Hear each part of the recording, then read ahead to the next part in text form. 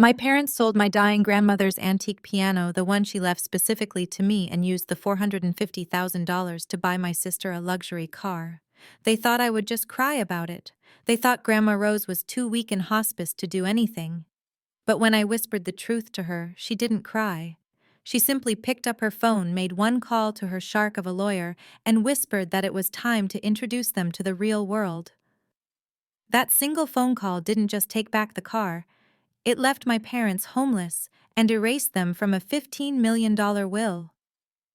Before I tell you how we destroyed their entire false reality in less than 24 hours, let me know where you are watching from in the comments below. Please hit the like button and subscribe if you have ever had to watch a toxic family member get exactly what they deserved. My name is Sophia. I am 29 years old, and for my entire life, I have been the invisible bank account for my family. While I worked double shifts to become a certified antique appraiser, my younger sister Jasmine was busy being the golden child. In my parents' eyes, Jasmine was the star who needed to be polished, and I was just the fuel to keep her shining. But nothing could have prepared me for the sight that greeted me last Tuesday.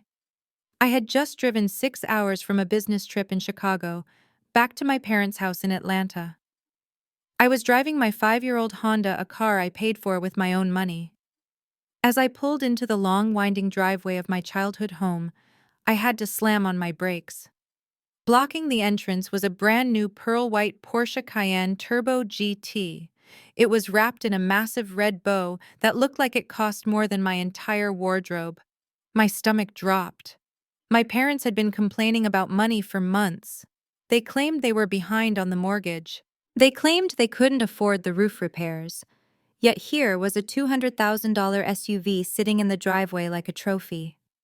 I parked my car on the grass, stepping out into the humid Georgia heat. Before I could even reach the front door flew open.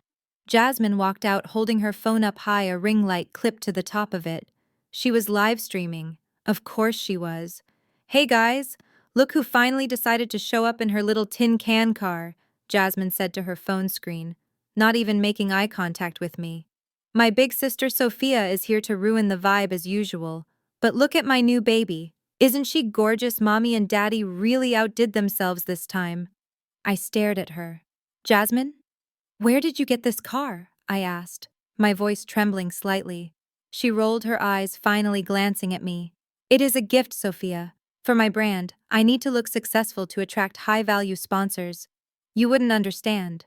You work in dusty basements with old furniture." I pushed past her and walked into the house. The air conditioning hit me, but it didn't cool the burning rage starting to build in my chest. My parents' house was always immaculate. My mother Linda treated it like a museum. Nothing could be out of place. But as I walked into the formal living room, the room we were only allowed to enter on Christmas and Easter, I froze. The corner by the bay window was empty. For 50 years, that corner had been occupied by a 1950 Steinway Model D concert grand piano. It wasn't just a piano. It was Nana Rose's heart. Nana Rose, my grandmother, had been a jazz singer in Chicago back in the day. That piano was her most prized possession. When she moved into hospice care 3 months ago, she made me promise to look after it. She had legally gifted it to me 5 years ago in a notarized document saying that only I understood its soul. Now there was just a rectangular outline of dust on the hardwood floor where the legs used to stand. "Where is it?" I whispered. I turned around to see my mother Linda walking out of the kitchen. She was holding a glass of iced tea, wearing her tennis whites, looking as unbothered as if she had just swatted a fly. "Where is what, Sophia? Don't shout. You know I have a migraine," she said, taking a sip of her tea. "The piano, Mom. Nana Rose's Steinway. Where is it?" Linda waved her hand dismissively at the empty corner. "Oh, that old thing. We got rid of it. It was taking up too much space, and quite frankly, it was an eyesore. The wood was looking terrible." "You got rid of it?" I felt like I couldn't breathe. "What do you mean you got rid of it? Did you move it to storage?" "No, Sophia. We sold it." "Well, sold is a strong word. We found a bulk liquidator who was willing to take it off our hands for scrap wood and parts. It had termites, you know." "Termites." I stepped closer to her. That piano was inspected 6 months ago. It was pristine. Who did you sell it to? And why didn't you call me? That piano belongs to me. Linda laughed, a cold, sharp sound that echoed in the empty room. Belongs to you, Sophia, grow up. It was in my house. It took up my space. And honestly, you should be thanking us. The few $1,000s we got for that junk helped cover the down payment and the first year of insurance for Jasmine's new car. My knees almost gave out. I looked from my mother to the window where Jasmine was still posing with the Porsche. You sold a Steinway Model D for a down payment on a car. I asked, my voice barely a whisper. Do you have any idea what you have done? Stop being so dramatic, Linda snapped, setting her glass down on a coaster with a sharp clink. Jasmine needs this. She is building a career. She needs to network with Brad's family, and she can't do that driving a Toyota. You have a steady job. You have your little antique business. You are fine. Jasmine needs help. We did what was best for the family image. I looked at my mother. Really looked at her. I saw the arrogance in her eyes. I saw the complete lack of remorse. She didn't just sell a piano. She sold my inheritance. She sold the one thing my grandmother loved most in the world, just to buy a toy for her golden child. But there was something Linda didn't know. Something none of them knew. Because I am an appraiser, I knew exactly what that piano was. It wasn't just a standard Steinway. It was a custom build signed under the lid by Nina Simone herself after a private session in 1958. I had the provenance papers in my safe at home. That piano wasn't worth a few $1,000s. In the current market, that piano was worth $450,000. And if my mother had sold it to a liquidator for the price of a car down payment, she had either been scammed or she was lying to my face. I took a deep breath. I didn't scream. I didn't throw a vase. I remembered Nana Rose's voice telling me that anger is a waste of energy, but strategy is a weapon. Okay, I said calmly. Linda looked surprised. She had expected a fight. She had expected tears. Okay, she repeated. Yes, it is done right. Jasmine has the car. The piano is gone. I suppose there is no point in crying over spilled milk. Exactly. Linda smiled, relaxing her shoulders. I knew you would be reasonable eventually. You are the sensible one, Sophia. That is why we rely on you to understand. Now be a dear and go help your sister take some photos. She wants a shot of her driving away and I am too tired to hold the camera. I nodded. I turned around and walked out the front door. I walked past Jasmine, who was now draped across the hood of the Porsche, like a model in a bad magazine. Hey, Sophia, Jasmine yelled. Mom said you would take my picture.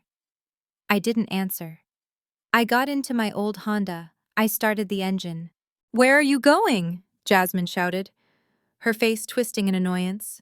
We have a dinner reservation at the club. Brad is meeting us there. I reversed out of the driveway, taking one last look at the Porsche, the house, and the empty space where my heart used to be. I wasn't going back to my apartment.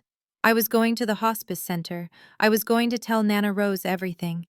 And I knew with absolute certainty that by the time the sun set tonight, that Porsche would be the least of their problems. My parents wanted to talk about Image Fine. We were about to show them what a real power move looked like. I sat in my Honda for a long time, my hands gripping the steering wheel until my knuckles turned white. The engine was idling, but I couldn't bring myself to drive away just yet. Something about my mother's story didn't sit right. Termites, scrap wood, a few $1,000s. My mother was a liar, but she was also a snob. She wouldn't let a scrap metal team drag a piano through her pristine hallway unless there was a significant incentive. I turned off the ignition. The house was quiet now, Jasmine and my mother having retreated inside to prepare for their precious celebratory dinner. I needed to know the truth before I faced them again. I stepped out of the car and walked quietly around the side of the garage. This was where my father kept the large recycling bins that were collected on Wednesday mornings. If they had sold the piano recently, the paper trail had to be somewhere. My heart was hammering against my ribs as I lifted the heavy blue lid. It was mostly filled with empty wine bottles and Amazon boxes, the remnants of their spending habits. I began to dig, pushing aside empty champagne cartons from Jasmine's earlier toast. Near the bottom, stuck to the side of a glossy magazine, I found it. It was a crumpled sheet of paper, coffee-stained and torn at the corner, but the letterhead was unmistakable. It wasn't a receipt from a junk hauler. It was a purchase order from Vanderbilt and Associates, a high-end private acquisition firm based in New York. I smoothed the paper out against the side of the bin, my eyes scanning the lines rapidly. Item description: 1950. Steinway Model D. Provenance confirmed. Signed, Nina Simone. Condition excellent. I felt the bile rise in my throat. They knew. They absolutely knew.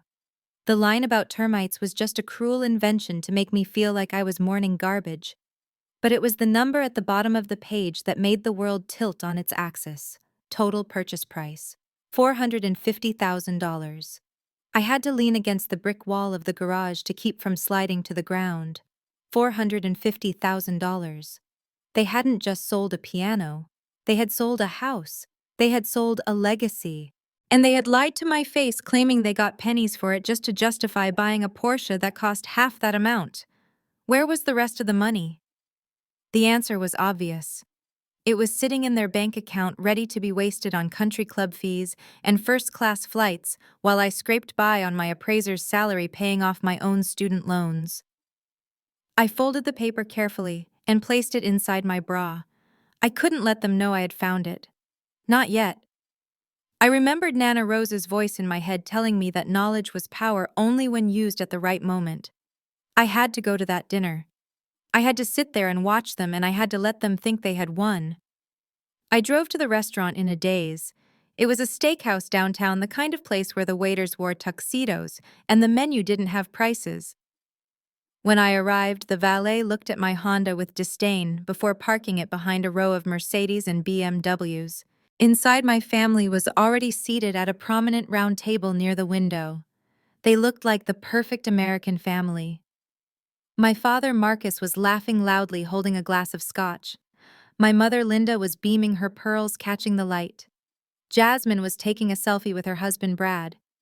I walked to the table, my legs feeling heavy.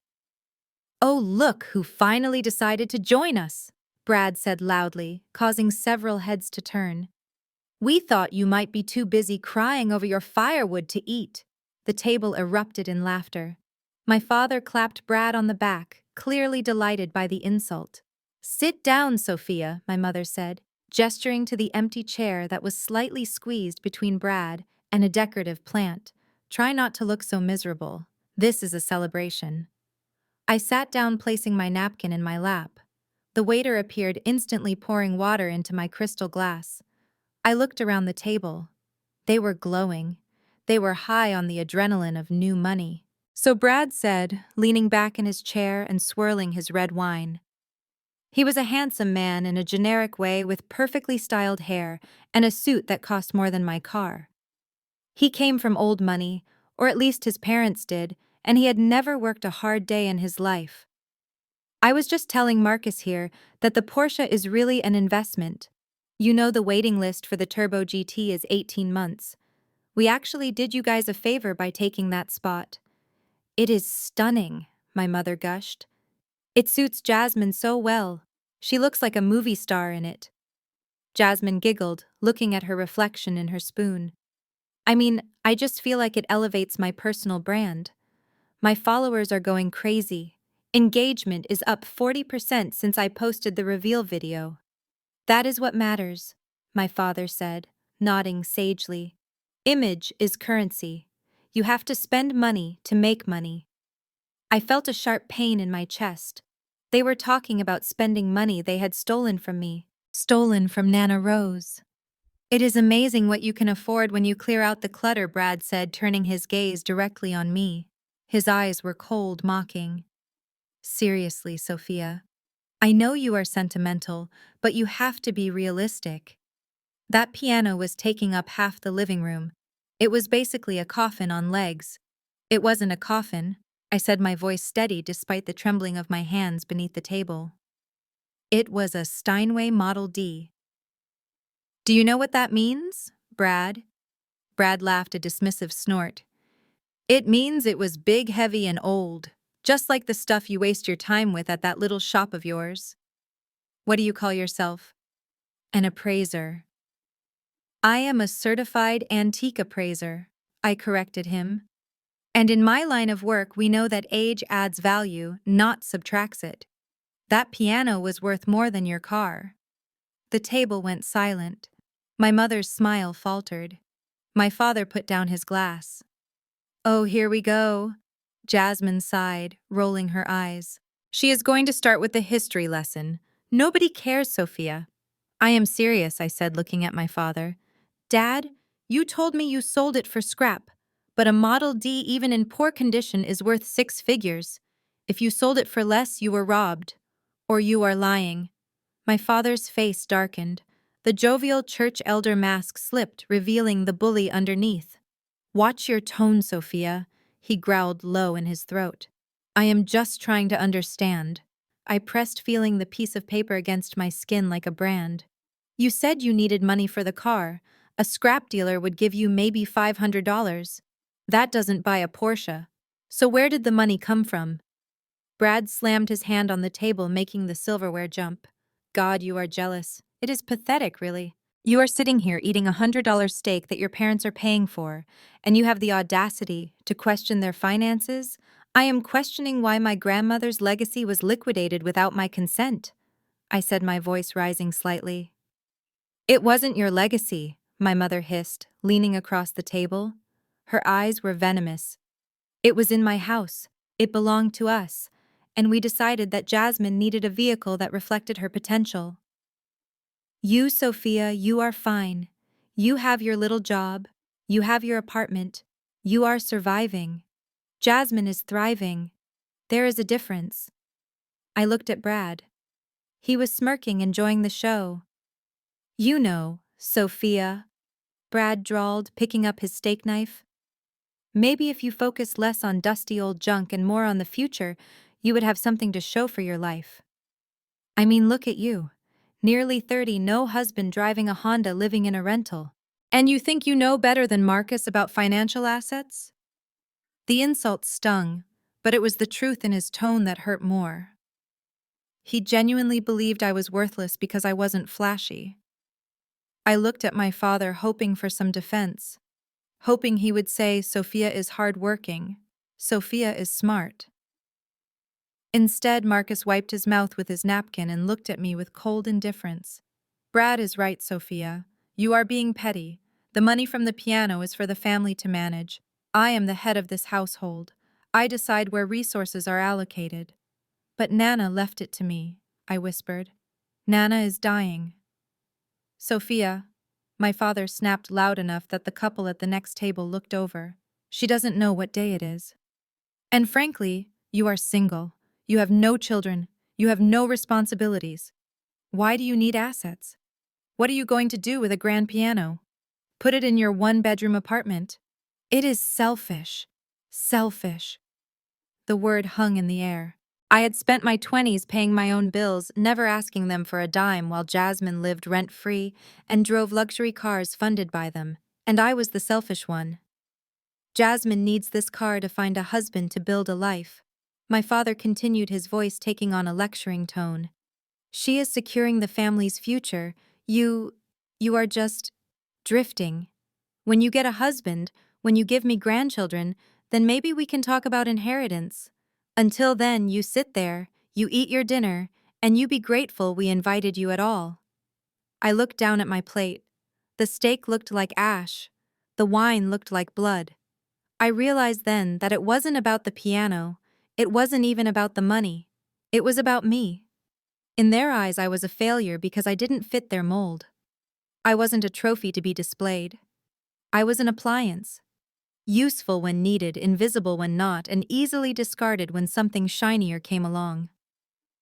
Brad raised his glass. To the Porsche, he said, winking at Jasmine, and to shedding dead weight. My parents raised their glasses. To the Porsche, they chorused. I didn't raise my glass. I sat there stone still as the clinking of crystal echoed in my ears. I felt the paper in my bra again. $450,000. They thought I was powerless.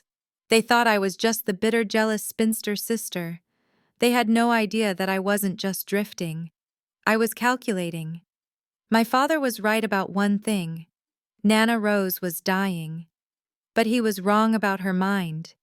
And he was definitely wrong about who controlled the future. As I watched Brad smirk at me over the rim of his glass, a cold resolve settled in my stomach, heavier and more solid than the steak I couldn't eat. They wanted to talk about value. They wanted to talk about assets. Fine, I would show them exactly what my value was. I took a sip of my water, swallowing the lump in my throat. "So, Brad," I said quietly, forcing a smile that didn't reach my eyes, "tell me more about the car. Does it have good safety ratings?" Brad's eyes lit up, sensing a surrender. "Oh, top of the line, Sophia. 5 stars. It practically drives itself." "That is good," I said softly. "You are going to need it." I didn't say the rest of the sentence. "You are going to need it when you are living in it." I picked up my fork and cut a small piece of meat. The dinner continued, the conversation flowing around me like sewage, but I was no longer drowning. I was floating. I was waiting. Tomorrow I would go to the hospice. Tomorrow I would play my card. But for tonight, I let them feast. After all, it would be the last expensive meal they would enjoy for a very, very long time. The drive from the steakhouse to the Golden Horizon Hospice Center was a blur of streetlights and tears that I angrily wiped away. I felt like a coward. I had sat there and let them toast to their theft, let them mock my career, and let them believe they had won. But beneath the cowardice there was a simmering rage that felt dangerous, like a pot left on the stove too long. I parked my Honda in the visitor lot, the silence of the night starkly different from the raucous laughter of the restaurant. The hospice center was beautiful in a sterile, terrifying way. It was designed to look like a high-end resort with manicured gardens and fountains, but the air always smelled of lilies and antiseptic. It was the smell of expensive waiting. I signed in at the front desk, the night nurse giving me a sympathetic smile. She knew me well. I was the only one who visited Nana Rose consistently.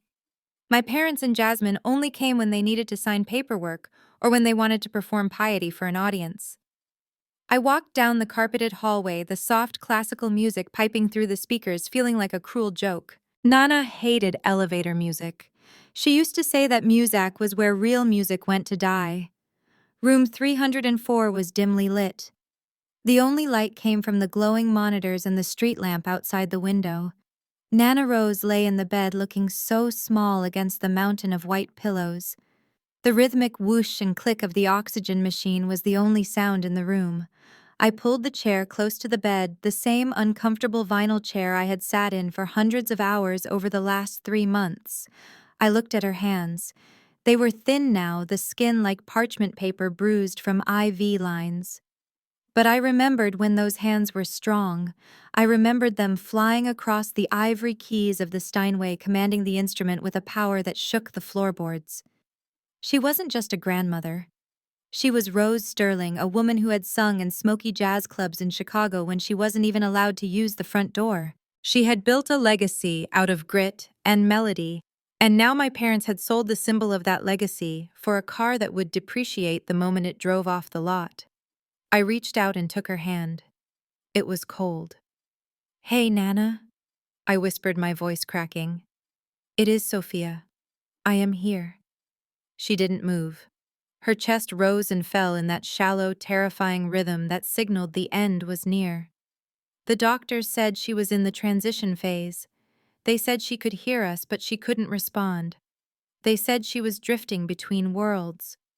"I am so sorry, Nana," I said, the tears finally spilling over hot and fast down my cheeks. "I failed you. I promised I would protect your things. I promised I would keep the music alive. But I let them take it." I leaned my forehead against the metal rail of the bed, the cold steel pressing into my skin. "They sold the piano, Nana. They sold the Steinway. Mom and Dad took it while I was in Chicago. They sold it to a collector for $450,000, and they lied to me. They told me it was scrap wood. They used the money to buy Jasmine a Porsche. A Porsche Nana. Can you believe that they traded your soul for a status symbol? I sobbed quietly, the sound muffled by the bedsheets. I felt a crushing weight of guilt. I should have moved the piano sooner. I should have hired movers the day she got sick. But I didn't want to fight them. I didn't want to be the difficult daughter. And now, because of my hesitation, the music was gone. I know I should sue them, I whispered to the rhythmic whoosh of the machine. I found the receipt. I have the proof. But Nana, they are my parents. If I take them to court, if I expose them, the whole community will turn on me. The church, the neighbors, everyone. They will say I am ungrateful. They will say I am attacking a grieving family. I don't know if I have the strength to be the villain in their story. I squeezed her hand, wishing desperately for a squeeze back, for any sign that she forgave me. I am just so tired of fighting alone, Nana. I am tired of being the only one who remembers who you really were. They are waiting for you to die so they can sell the house. They are already planning the renovation.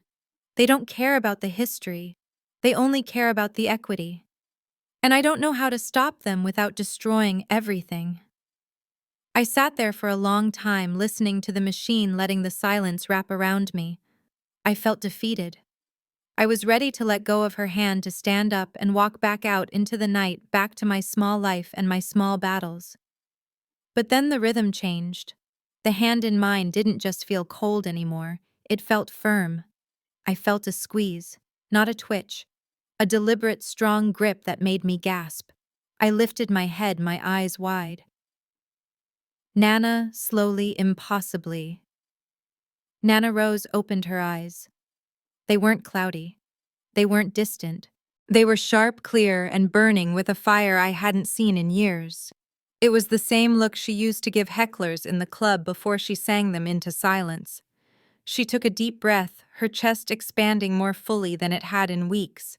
Then, with a shaking hand, she reached up and pulled the oxygen mask away from her face. "Nana, no, you need that," I panicked, reaching to put it back.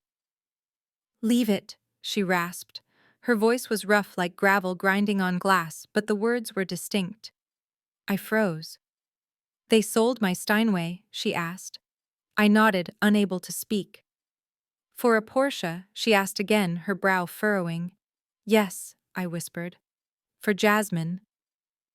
Nana Rose let out a sound that was half laugh, half growl. She pushed herself up against the pillows, her movements slow but determined. The frailty was there, but the will overriding it was terrifying. "I am not dead yet, Sophia," she said, her voice gaining a little more strength. "And I am certainly not deaf. I have been lying here listening to your mother discuss paint colors for my living room for 3 weeks. I have heard your father praying for a swift transition so the probate courts can open early."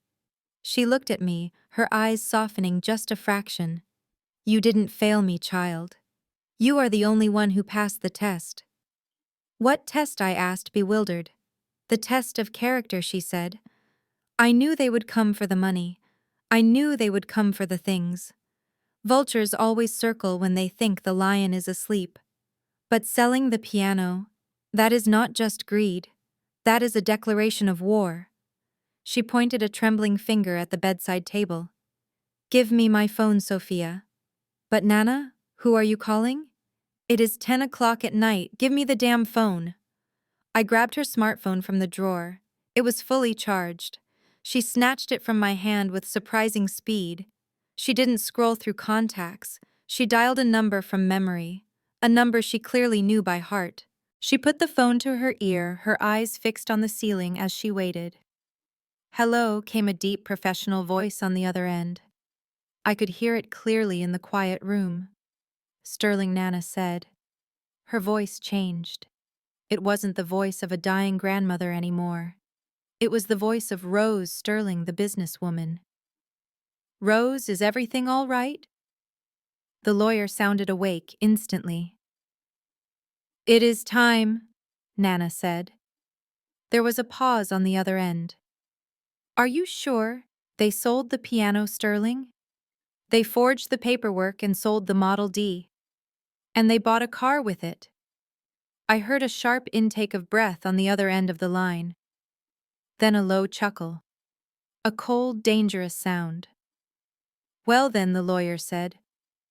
That changes the timeline. Do you want to initiate the protocol? Initiate everything, Nana said, her eyes locking with mine. Invoke the bad actor clause. Freeze the trust access. And Sterling, bring the full file on the house deed. I want a family meeting. When Sterling asked, tomorrow morning, 10 a.m. sharp.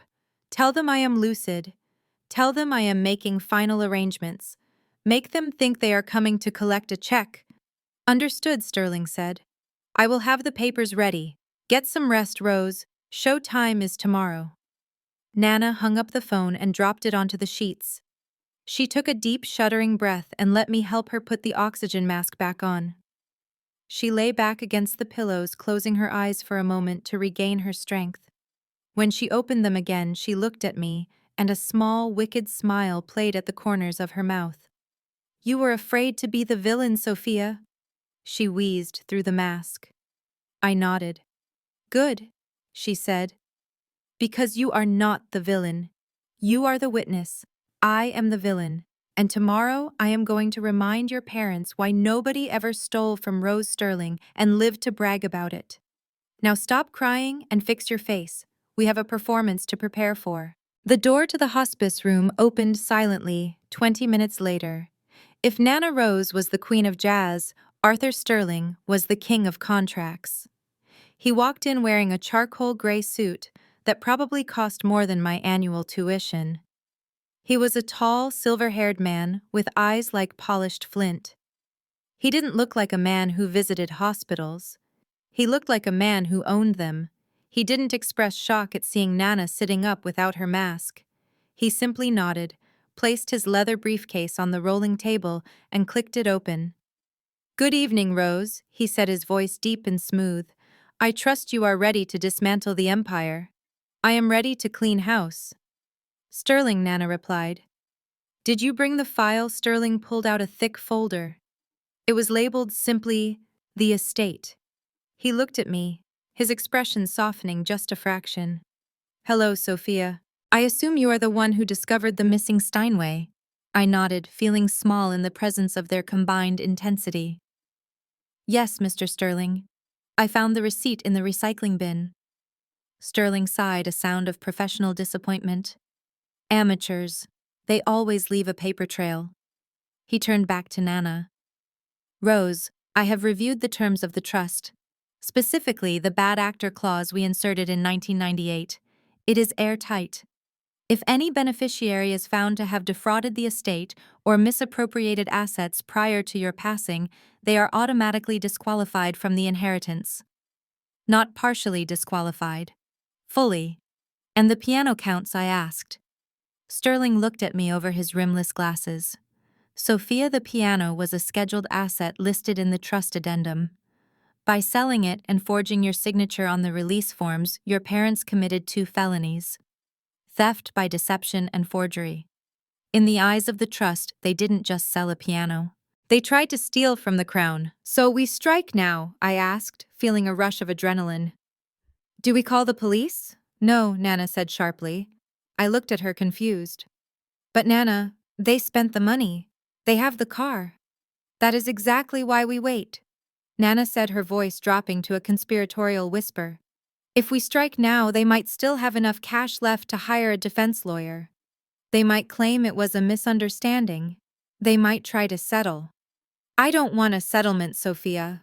I want total capitulation. She leaned forward, her eyes locking onto mine. From this moment on, you are an actress. You are going to go back to that house. You are going to apologize. You are going to tell them that you were tired, emotional, and jealous. You are going to tell them that they were right to sell the piano. My stomach churned. Nana, I can't do that. I can't tell them they were right. It makes me sick. You will do it because silence is golden, Sophia. Nana insisted. You need to let them feel safe. When people feel safe, they get careless. They get greedy. Let them spend every dime of that $450,000. Let them think the money tap is open. Let them dig the hole so deep that by the time we push them in, they won't even see the bottom. Sterling nodded in agreement. A false sense of security is the most dangerous weapon in litigation. Let them incriminate themselves further. We need them to be completely unrepentant when the hammer drops. I took a deep breath. I looked at Nana, frail but fierce, and Sterling, cold and calculating. I realized I wasn't just the granddaughter anymore. I was the operative. "Okay," I said. "I can do it." "Good," Nana said, settling back into her pillows. "Now go. Sterling and I have work to do. And Sophia, don't break character. Not even for a second." I drove back to my parents' house in a trance. It was past midnight when I pulled into the driveway. The Porsche was still there, gleaming under the security lights like a white beast. The house was dark except for the kitchen light. I walked inside. My mother was sitting at the island scrolling through her iPad. She had a glass of wine in her hand. She looked up as I entered, her face hardening instantly. "I thought you went home," Linda said coldly. "We don't have any leftovers if that is what you are looking for." I swallowed my pride. It tasted like acid. I forced my shoulders to slump. I forced my eyes to look down at the floor. "I didn't go home, Mom," I said softly. "I went for a drive. To clear my head." And she asked, not looking up from her screen. And I realized I was wrong. I lied. The words felt heavy on my tongue. I was emotional earlier. I shouldn't have caused a scene at the restaurant. "I know you and Dad only want what is best for the family, and if selling the piano helps Jasmine, then I guess I should support that." Linda stopped scrolling. She slowly put down her wineglass. She swiveled her stool around to face me, a smug smile spreading across her face. "Well," she said, letting out a long sigh. "It took you long enough, but I am glad you finally came to your senses. I told your father you were just having one of your episodes. You know how you get when you are stressed about money. It makes you irrational." "Yes, Mom," I whispered. "I was irrational." Linda stood up and walked over to me. She didn't hug me. She just patted my shoulder, a gesture that felt more like she was petting a dog she tolerated than comforting a daughter. "We forgive you, Sophia," she said benevolently.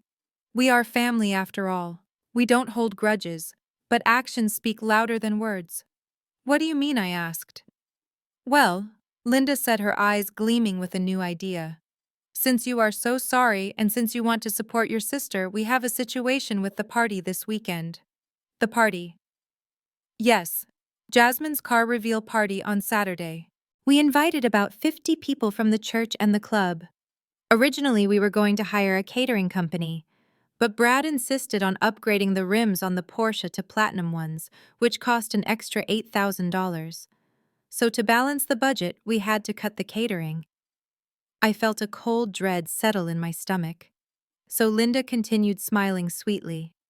"Since you are such a good cook, and since you owe us an apology for ruining dinner tonight, I think it would be a lovely gesture if you handled the food. And the service." "You want me to cater the party?" I asked. "And serve," Linda corrected. "We need someone to pass the champagne and keep the appetizers flowing.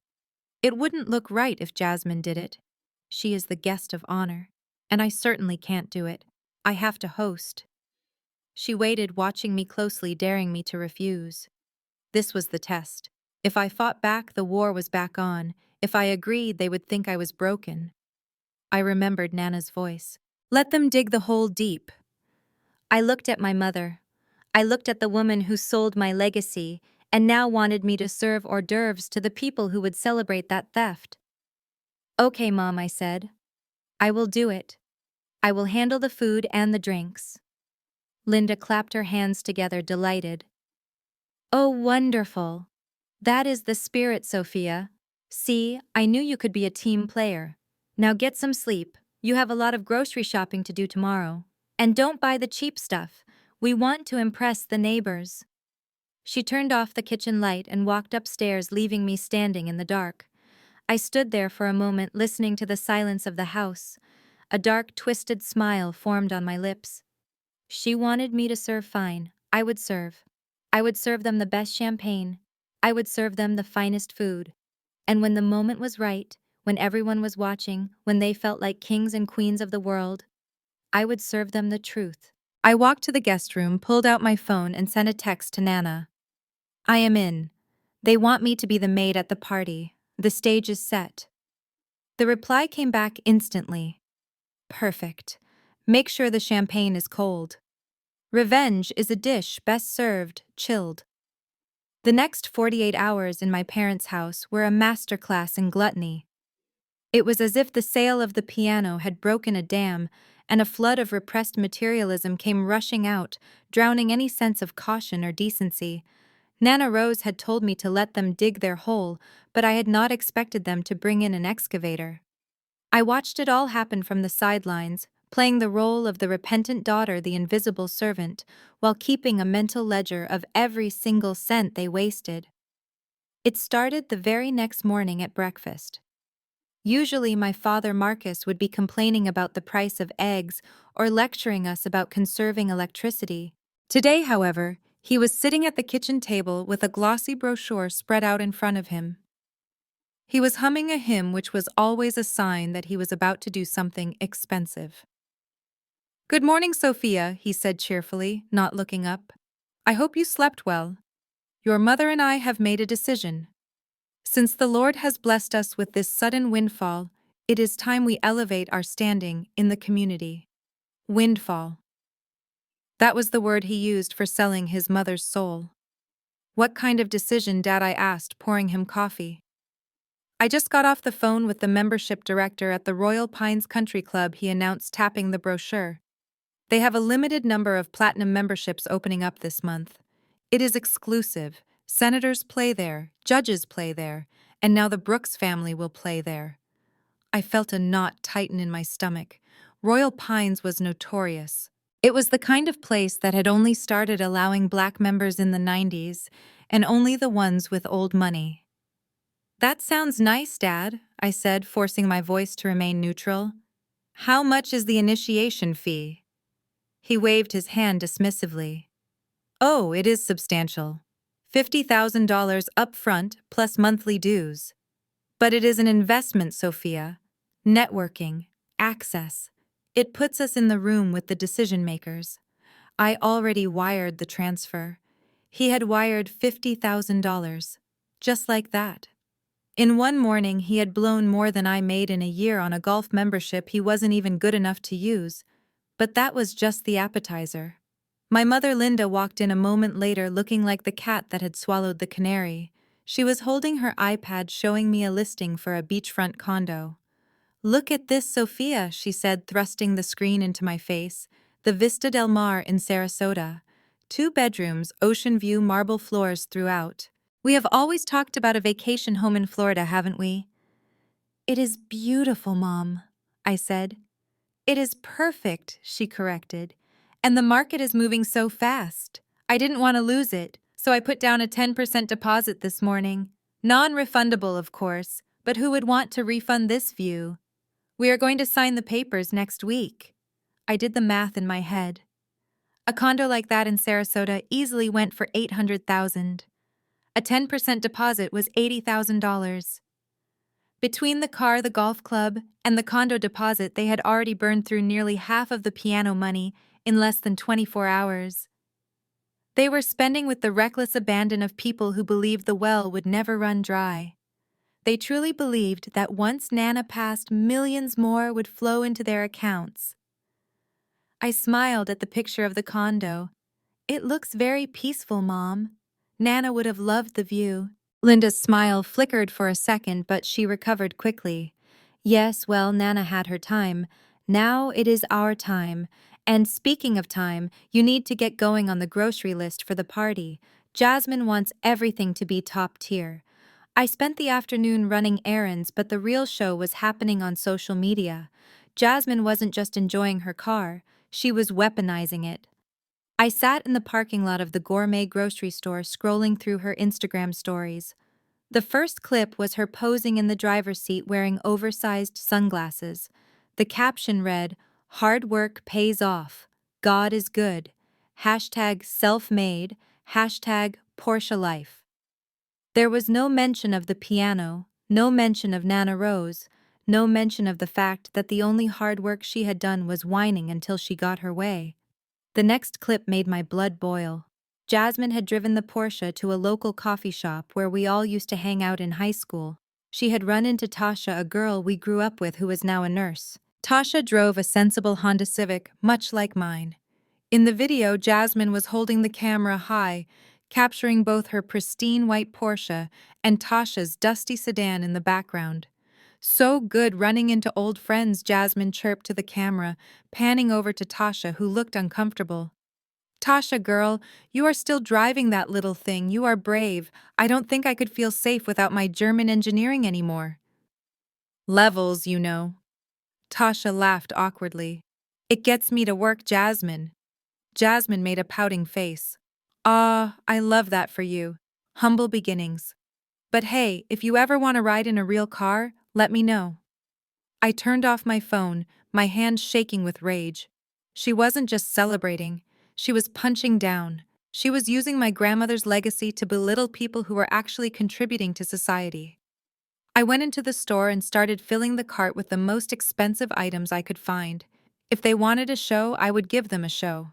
Truffle oil, aged balsamic vinegar, imported cheeses, Wagyu beef sliders. I didn't look at the prices, I just threw them in. When I got to the checkout, the total came to nearly $2,000. I pulled out the family credit card my mother had given me, the one that was authorized to draw from the main account where the piano money sat. The cashier raised an eyebrow at the total. "Big party?" she asked. "You have no idea," I said, swiping the card. The machine beeped. Approved. Every beep of that machine felt like a shovel digging deeper into the earth. They were burying themselves transaction by transaction. When I got back to the house, the atmosphere was manic. My father was practicing his golf swing in the living room, dangerously close to a vase. My mother was on the phone with a decorator for the Florida condo. Jasmine was outside directing a photographer she had hired, probably with family money, to take professional shots of the car at sunset. "Hey, Sophia," Jasmine yelled as I hauled heavy bags of groceries into the house. "Don't forget to wash the champagne glasses by hand. I don't want any water spots on them. It looks tacky." I paused in the doorway, a bag of charcoal in my arms. "Sure, Jasmine," I said, my voice dripping with forced sweetness. "No water spots. Only the best for you." She didn't even look at me. She just flipped her hair and turned back to the photographer. "Make sure you get the logo on the wheel. I want people to know it is the Turbo GT, not the base model." I walked into the kitchen and started unpacking. As I arranged the expensive cheeses and prepped the meat, I felt a strange sense of detachment. The pain of losing the piano was still there, a dull ache in my chest, but it was being replaced by a cold, hard anticipation. I looked at the calendar on the fridge. Saturday, the party, the deadline. My phone buzzed in my pocket. It was a text from Nana. "How is the patient?" she asked, referring to the family. I typed back quickly.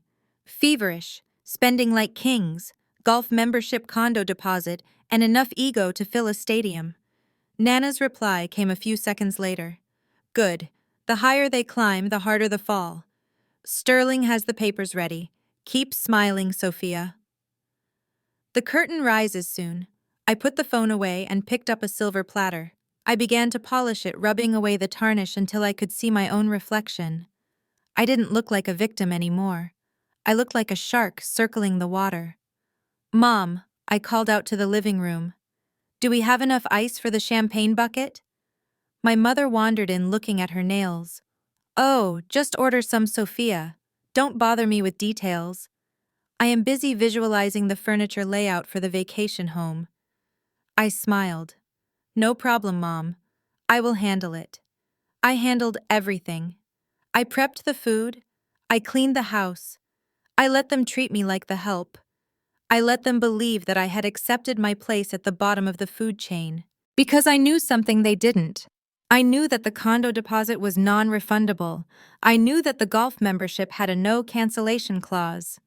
I knew that the Porsche was now a depreciating asset tied to a crime. They were building a castle on a foundation of quicksand, and on Saturday I was going to be the one to pull the plug.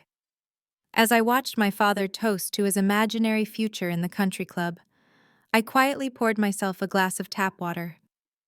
Enjoy it, Dad, I thought. Drink up. Because the hangover is going to be legendary. 2 days before the main event, the car reveal party that would serve as the stage for my family's destruction, we were summoned to a dinner at Brad's parents' house in Buckhead. If my parents were trying to buy their way into the upper class, Brad's family was the gatekeeper. The Remingtons lived in a sprawling estate that looked more like a government building than a home with limestone columns and a driveway long enough to land a small plane. I arrived in my Honda parking it far away from the entrance as instructed by a text from Jasmine earlier that day. She didn't want my sensible sedan ruining the aesthetic of the driveway, where her Porsche was currently being admired by Brad's father. Walking into the Remington estate was like walking into a freezer. The air conditioning was set to a temperature that felt hostile, and the floors were made of a marble so polished it looked like ice. Brad's mother, Eleanor, was waiting in the foyer. She was a woman who looked like she had been preserved in hairspray and old money. She had never liked me. To her, I was the boring sister, the one without the sparkle. She tolerated Jasmine because Jasmine was malleable. Jasmine could be trained to be a trophy wife. I, on the other hand, had opinions. "Hello, Eleanor," I said, offering a polite smile. "Thank you for having us." Eleanor looked me up and down, her eyes lingering on my off-the-rack dress. It was a simple navy sheath, professional and modest, but in this house simplicity was a sin. "Hello, Sophia," she said, her voice thin and airy. "You look so comfortable. I always admire how you prioritize utility over fashion. It is very brave." It was a backhanded compliment wrapped in silk, but I just nodded. "Thank you." We moved into the parlor for cocktails. My parents were already there holding crystal glasses of scotch, laughing too loudly at a joke Brad's father, Richard, had just made. They looked desperate to belong. My father, Marcus, was leaning forward, nodding eagerly at everything Richard said, mimicking his posture. It was pathetic.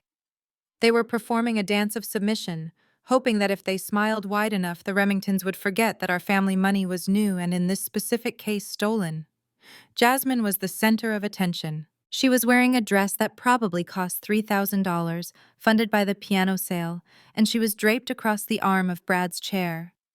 "Jasmine, darling," Eleanor cooed, sitting down opposite them. "I was just telling Richard how much that car suits you. It really elevates your presence. You know, not everyone can carry off a vehicle like that. It requires a certain air." Jasmine beamed, sipping her champagne. "Thank you, Eleanor. I just feel like it represents who I am becoming. You know I want to project success." "Exactly," Eleanor agreed. "You have a natural instinct for quality, unlike some people who are content with mediocrity." Her eyes flickered to me for a nanosecond before returning to Jasmine. I took a sip of my water. I wasn't drinking alcohol tonight. I needed to be razor sharp. Dinner was served in a dining room that felt like a courtroom. The table was long mahogany, and we were spaced out so far that you almost had to shout to be heard. I was seated at the far end, naturally next to a silent cousin of Brad's, who spent the entire meal texting under the table. As the second course was served, a delicate lobster bisque, Brad decided it was time to perform for his audience. He had been drinking steadily since I arrived, and his cheeks were flushed with wine and arrogance. "You know, Dad," Brad said, his voice booming across the table, "we almost didn't get the car. We had a little bit of a cash flow issue with the down payment initially." Richard Remington raised an eyebrow. "Is that so? I thought Marcus had handled the financials." "Oh, he did?" Brad said, quickly grinning. "But we had to liquidate some old assets first. You wouldn't believe the drama we had to deal with." My stomach tightened. I knew what was coming. "Tell them, Jasmine," Brad urged. "Tell them about the piano." Jasmine giggled, covering her mouth with her napkin. "Oh my God, it was so ridiculous." So Nana Rose had this old, rotting piano in the living room. It was literally falling apart. Termites dust the works. And Sophia here threw a total fit when we decided to sell it. Eleanor looked at me, a look of amused pity on her face. A fit? Over an old piano, Brad laughed, cutting into his steak. A fit is an understatement, Mom. She acted like we were selling the crown jewels. She actually tried to claim it was valuable. Can you imagine she is holding onto this piece of junk crying about sentimental value while we are trying to make a smart financial move for the family's future? My father Marcus chimed in, eager to align himself with the Remingtons. Sophia has always been a bit backward-looking. She has trouble letting go of the past. She doesn't understand that you have to clear out the old to make room for the new. It is a scarcity mindset, Brad declared, pointing his fork at me. That is what it is. Sophia has a poverty mindset. She is afraid to spend money. She is afraid to upgrade. She wants to hoard old things because she doesn't believe she deserves new things. It is sad, really. The table went quiet. The words poverty mindset hung in the air like a foul smell. I looked at Brad. He was smiling, confident that he had just delivered a profound psychological analysis. He was lecturing me about poverty while sitting in a chair his grandfather bought, wearing a suit, his trust fund paid for, talking about a car bought with money stolen from my grandmother. My hands were clenched so tight in my lap that my fingernails were cutting into my palms. I could feel the skin breaking. I could feel the warm sting of blood. Every fiber of my being wanted to stand up. I wanted to flip the table. I wanted to scream that I was the only person at this table who had actually earned a paycheck. I wanted to tell them that the rotting piano was worth more than Brad's entire ego. But I looked at my mother. She was watching me, her eyes warning me to behave. She was terrified I would embarrass them. I took a deep breath. I uncurled my fingers, feeling the sting. I picked up my water glass. I didn't say anything. I didn't defend myself. I didn't argue about the value of the piano. I just smiled, a small, tight, pathetic little smile. "You are probably right, Brad," I said softly. My voice sounded foreign to my own ears. "I guess I just get attached to things. I am working on it." Eleanor sighed, shaking her head. "Well, at least you admit it, Sophia. The first step to recovery is admitting you have a problem. You should look at your sister. Learn from her. She knows how to embrace abundance." "Yes," I said, looking at Jasmine. "She certainly does." The conversation moved on. They started talking about summer plans in the Hamptons and the new yacht Richard was considering. I was forgotten. I was just the poor relation with the poverty mindset, the cautionary tale at the end of the table. I stared at my lobster bisque, watching the steam rise. Poverty mindset. I rolled the words around in my mind. They thought I was poor because I was quiet. They thought I was poor because I was ethical. They had no idea that in less than 48 hours the poverty would be theirs. Real, grinding, humiliating poverty. Not a mindset. A reality. I looked at Brad one last time. He was laughing at something his father said, his head thrown back, his throat exposed. "Keep laughing, Brad," I thought. "Enjoy the champagne, because the bill is coming due and you are not going to be able to pay it." Under the table, I wiped my bleeding palm on the napkin. The red stain blossomed on the white fabric hidden from view. It was the only blood I would shed in this war. The rest would be theirs. The morning after the dinner at the Remingtons, I woke up with a headache that had nothing to do with alcohol and everything to do with repressed rage. My hand was throbbing where I had dug my nails into my palm, a physical reminder of the silence I had forced upon myself. I was just pouring my second cup of coffee when my phone buzzed. It was not a text from my mother demanding servitude, nor was it a taunt from Jasmine. It was a call from a private number. I answered it, my voice raspy from a restless sleep. "Hello, Miss Brooks. This is Arthur Sterling." The lawyer's voice was crisp, cutting through the morning fog like a scalpel. My heart jumped into my throat. Sterling never called me directly. He usually communicated through Nana or via encrypted text messages to avoid detection. Mr. Sterling, I said, straightening up, as if he could see me through the phone. Is Nana okay? Rose is stable, he said.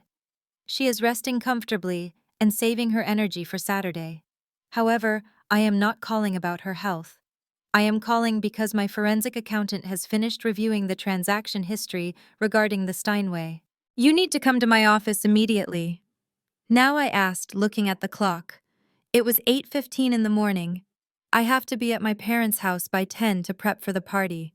Make an excuse, Sterling ordered. This cannot wait. What I have found changes the complexion of this entire situation. It is no longer just a civil dispute, Sophia. We are looking at something much darker. I drove to downtown Atlanta with a sense of dread pooling in my stomach. Sterling's office was located in a glass tower that pierced the sky, a fortress of wealth and power that made my parents' country club look like a playground. I took the elevator to the 42nd floor, my reflection in the polished steel doors, looking pale and small. Sterling was waiting for me. He didn't offer me coffee. He didn't ask about the weather. He gestured for me to sit in the leather chair opposite his massive mahogany desk. On the desk sat a single file folder. It was red. Open it, he said. I reached out my fingers, trembling slightly. I opened the folder. Inside was a photocopy of a legal document. At the top, in bold letters, it read, Limited Power of Attorney. I scanned the document. It was dated 3 weeks ago, right around the time I was in Chicago for the appraisal conference. The document granted my father, Marcus Brooks, the legal authority to manage, sell, and liquidate personal property belonging to Sophia Brooks, specifically listing musical instruments and household heirlooms. I frowned. I never signed this, I said, looking up at Sterling. I never gave my father power of attorney. I am 29 years old and perfectly sound of mind. Why would I give him this? Keep reading. Sterling said, his voice devoid of emotion. Look at the bottom of page 2. I flipped the page. There on the signature line was my name. Sophia Marie Brooks. I stared at it. The ink looked black and confident. The loops of the S were sweeping, the B in Brooks was sharp. It looked remarkably like my signature. In fact, to an untrained eye, it was my signature. But I am an appraiser. My job is to spot fakes. My job is to look at the brush strokes of a painting or the grain of wood and determine if it is authentic. I looked closer. The pressure was wrong. The dot on the I was a circle, something I hadn't done since middle school.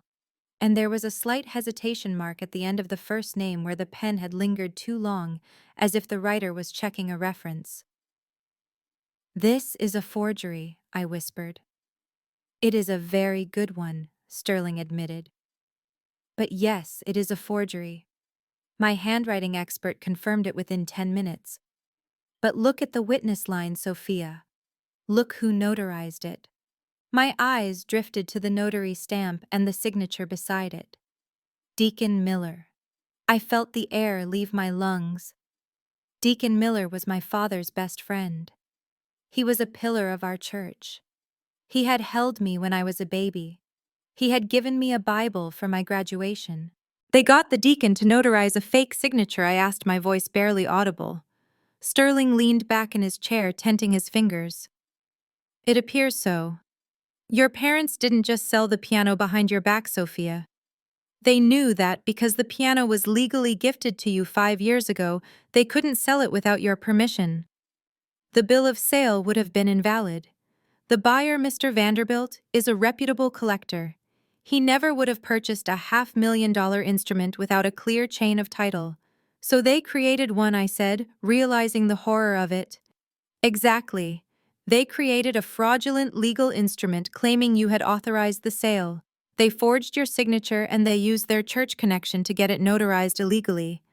They then used this document to convince Vanderbilt that they had the right to accept the wire transfer.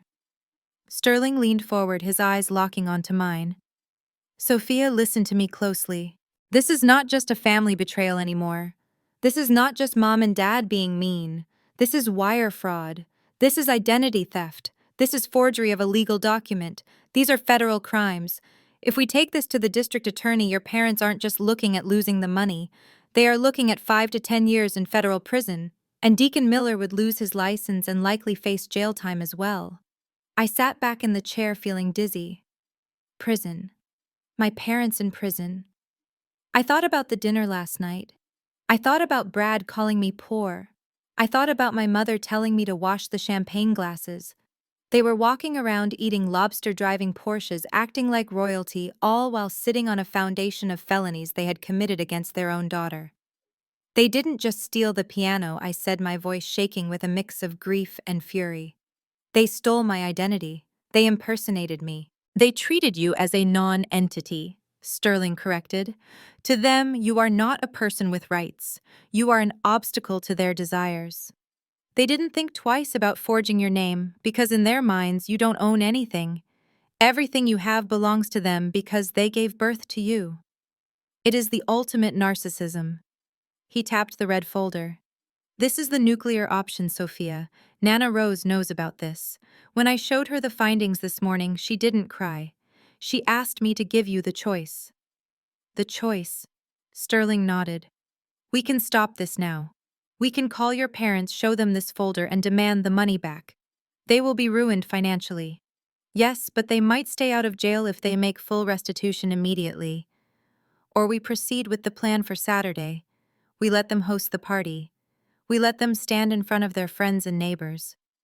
And then we drop the hammer. But if we do that, if we expose this publicly, the authorities will get involved. There will be no saving them from the consequences. The room was silent. I could hear the hum of the air conditioning and the distant traffic of Atlanta far below. I closed my eyes.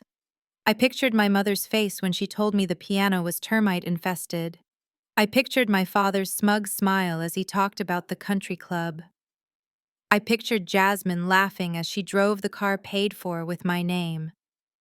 They had ample opportunity to tell me the truth. When I asked where the piano was, they could have confessed. When I cried at the restaurant, they could have apologized. Even now they could come to me. But they hadn't. They had doubled down. They had dragged me to Brad's parents' house to be humiliated. They were making me serve food at their celebration. They didn't care if I was hurt. They only cared if I was quiet. I opened my eyes. I looked at the forged signature one more time. It looked like a violation. It looked like they had reached inside me and taken the one thing that was truly mine, my name, and used it to buy a status symbol. Proceed, I said.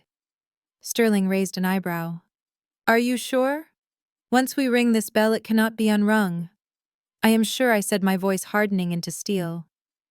They made their choice when they picked up that pen. They decided I wasn't a daughter, but a resource to be exploited. If they want to play criminals, Mr. Sterling, then let us treat them like criminals. Sterling closed the folder with a final heavy thud. Very well, he said. I will finalize the affidavits.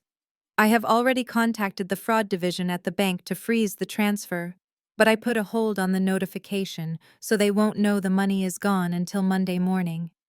They will have a lovely weekend of ignorance. He stood up and extended his hand. You are a brave woman, Sophia. Your grandmother is very proud of you. I stood up and shook his hand. I didn't feel brave. I felt cold. I felt like the daughter who had walked into this building was dead, and someone else was walking out, someone capable of watching her parents burn. I am not brave, I said. I am just done being the victim. I left the office and got back into my Honda. I checked the time. It was 9:30. I had 30 minutes to get to my parents' house to start prepping the appetizers. I looked at my reflection in the rearview mirror. My eyes looked different, darker, older. I started the engine. Time to go make the canapes, I whispered to myself. I drove toward the suburbs. The red folder's image burned into my mind. Every mile I drove, the guilt I had felt about ruining their reputation evaporated.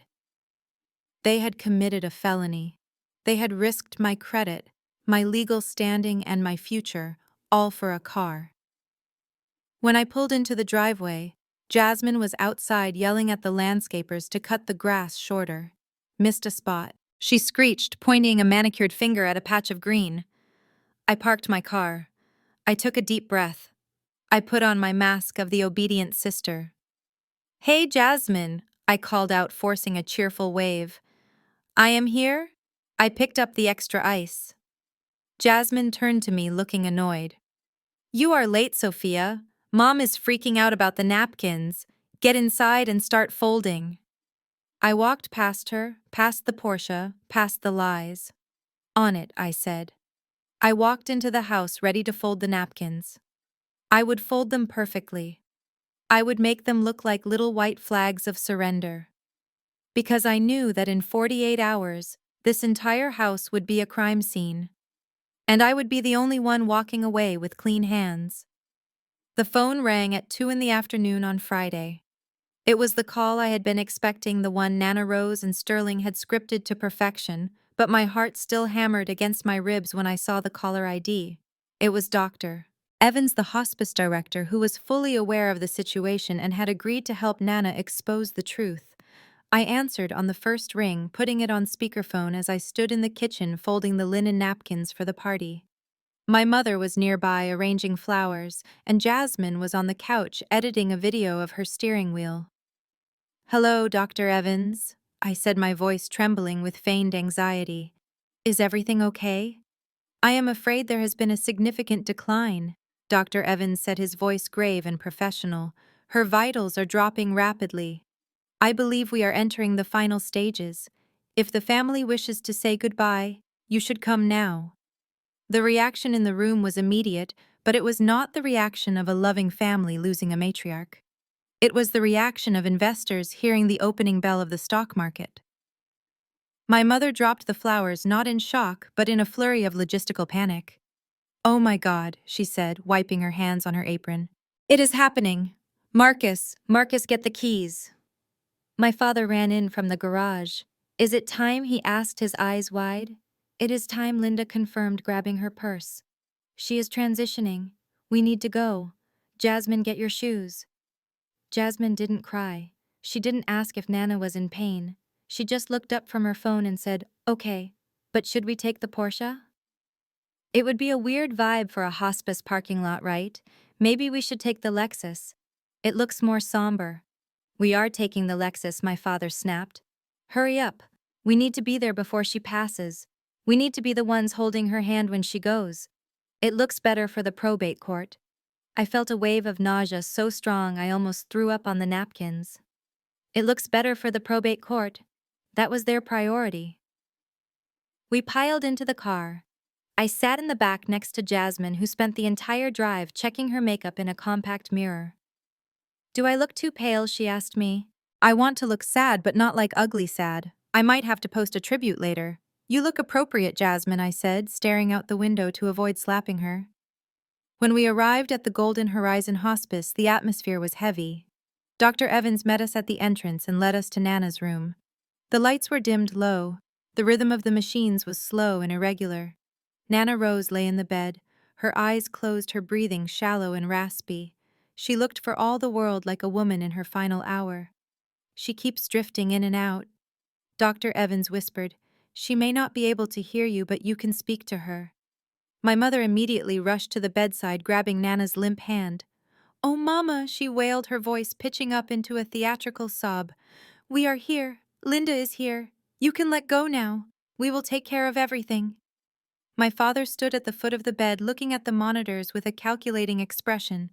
He didn't look at his mother's face. He looked at the heart rate line. "Dr. Evans?" my father said, keeping his voice low.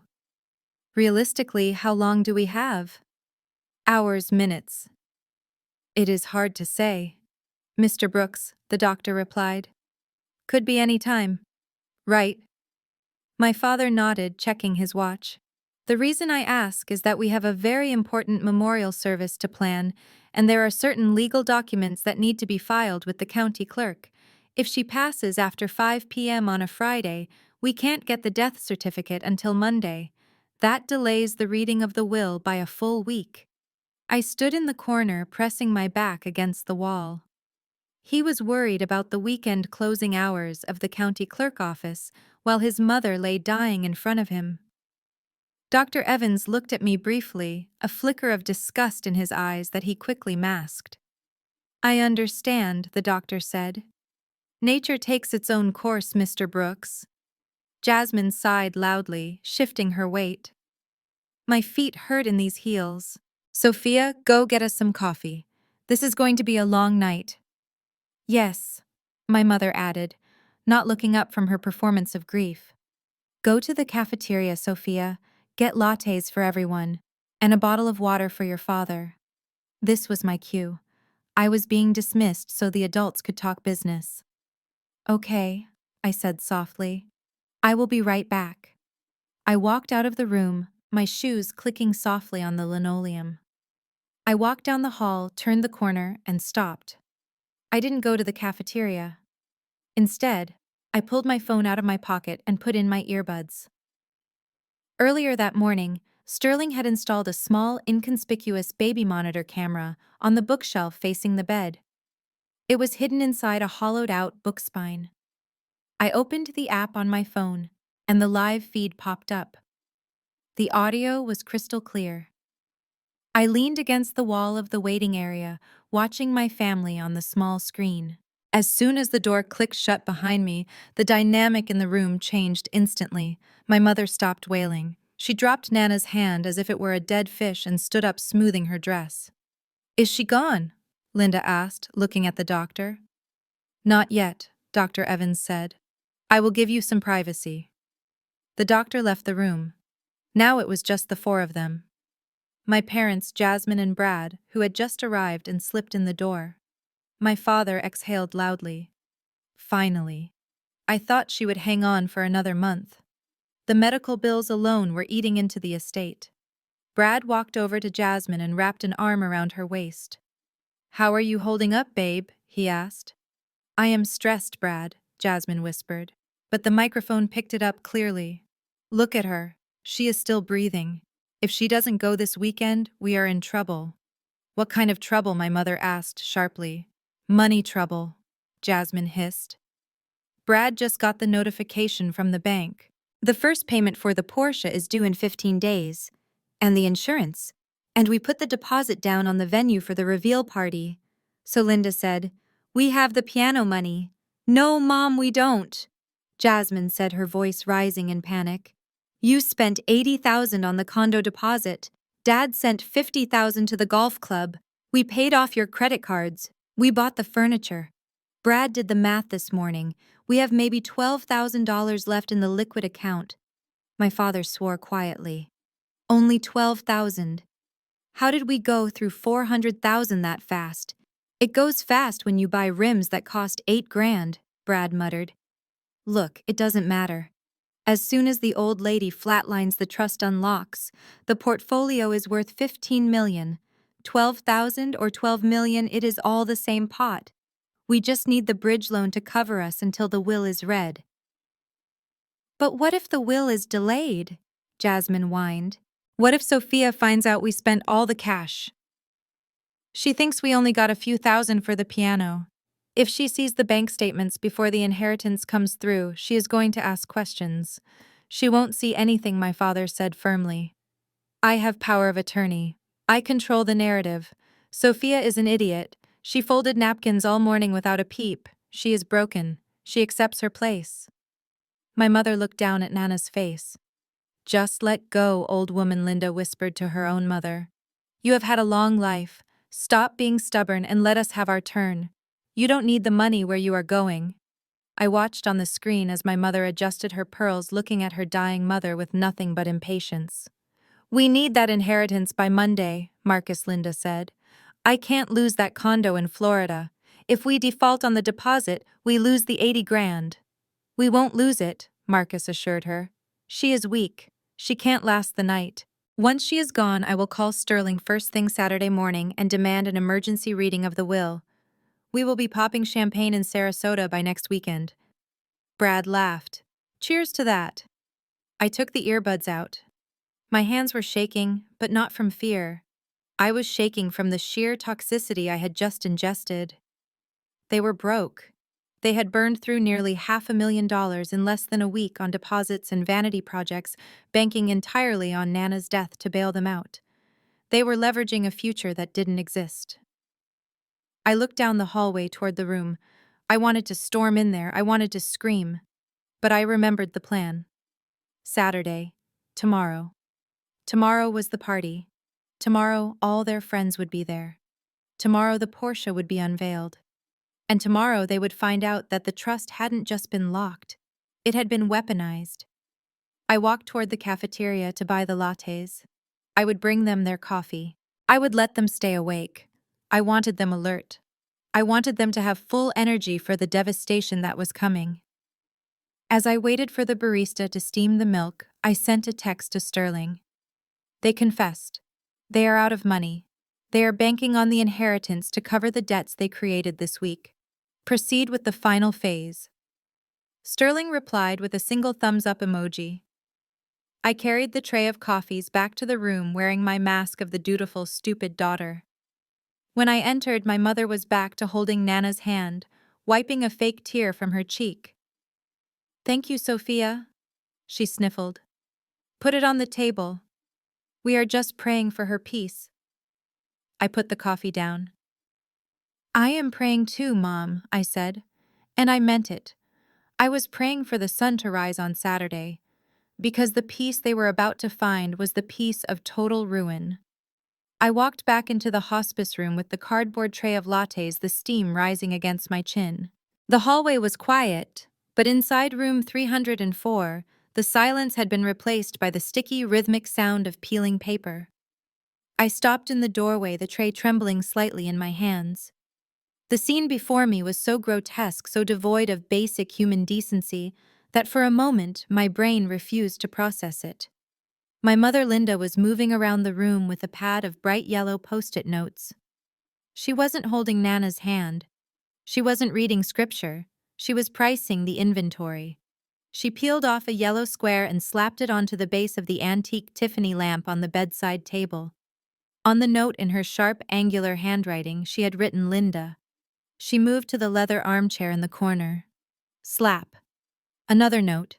Living room set. She moved to the small jewelry box on the dresser, the one that held the pearls Nana wore for her 40th anniversary. Slap. Jasmine. I stood there, the coffee turning cold, watching my mother label her dying mother's possessions like items at a yard sale. My father was sitting on the window ledge, tapping furiously on his calculator app, muttering numbers under his breath. Jasmine was scrolling through Zillow on her phone, looking bored. "Mom," I said, my voice barely a whisper. "What are you doing?" Linda jumped slightly, then smoothed her dress, her face arranging itself into a mask of practicality. "Oh, you are back," she said, taking a latte from the tray without saying thank you. "I am just getting a head start, Sophia. You know how chaotic things get after the funeral. People come out of the woodwork claiming things. Cousins, distant aunts. It is important to stake our claim now so there is no confusion later. It is what Nana would have wanted." Order. Nana would have wanted you to hold her hand, I thought, but I didn't say it. I handed a coffee to my father. "You would kick me out on the street to pay for a vacation home." "We are not kicking you out," Linda said, peeling off another sticky note and slapping it onto the Bible on the nightstand. "We are consolidating assets. You can stay in the basement for a few months until you find a husband or get a better job. Honestly, it is time you stopped leeching off your grandmother anyway. It is enabling your mediocrity. Leeching. I paid the HOA fees. I paid the taxes. I paid for the maintenance. Nana provided the walls, but I made it a home, and now they were planning to sell it out from under me before her heart had even stopped beating." "We can call the realtor on Monday morning," Marcus said, nodding decisively. "If we list it below market value for a quick cash sale, we can have the money in 10 days. That solves the liquidity problem." Brad smirked at me. "See, Sophia. Problem solved. You should be happy. You are finally contributing to the family wealth." I looked at Nana Rose. Her face was pale, her breathing rhythmic and shallow. She looked peaceful, but I just knew that behind those closed eyelids, a fire was raging. She was hearing every word. She was hearing her son plan to make her favorite granddaughter homeless. I took a deep breath, swallowing the scream that was clawing its way up my throat. I had to stay in character. I had to be the beaten dog. Okay, I whispered, letting my shoulders slump. If that is what you decide, I can pack my things next week. Good girl, Linda said, not even looking at me. Now move out of the way. I need to tag that clock on the wall.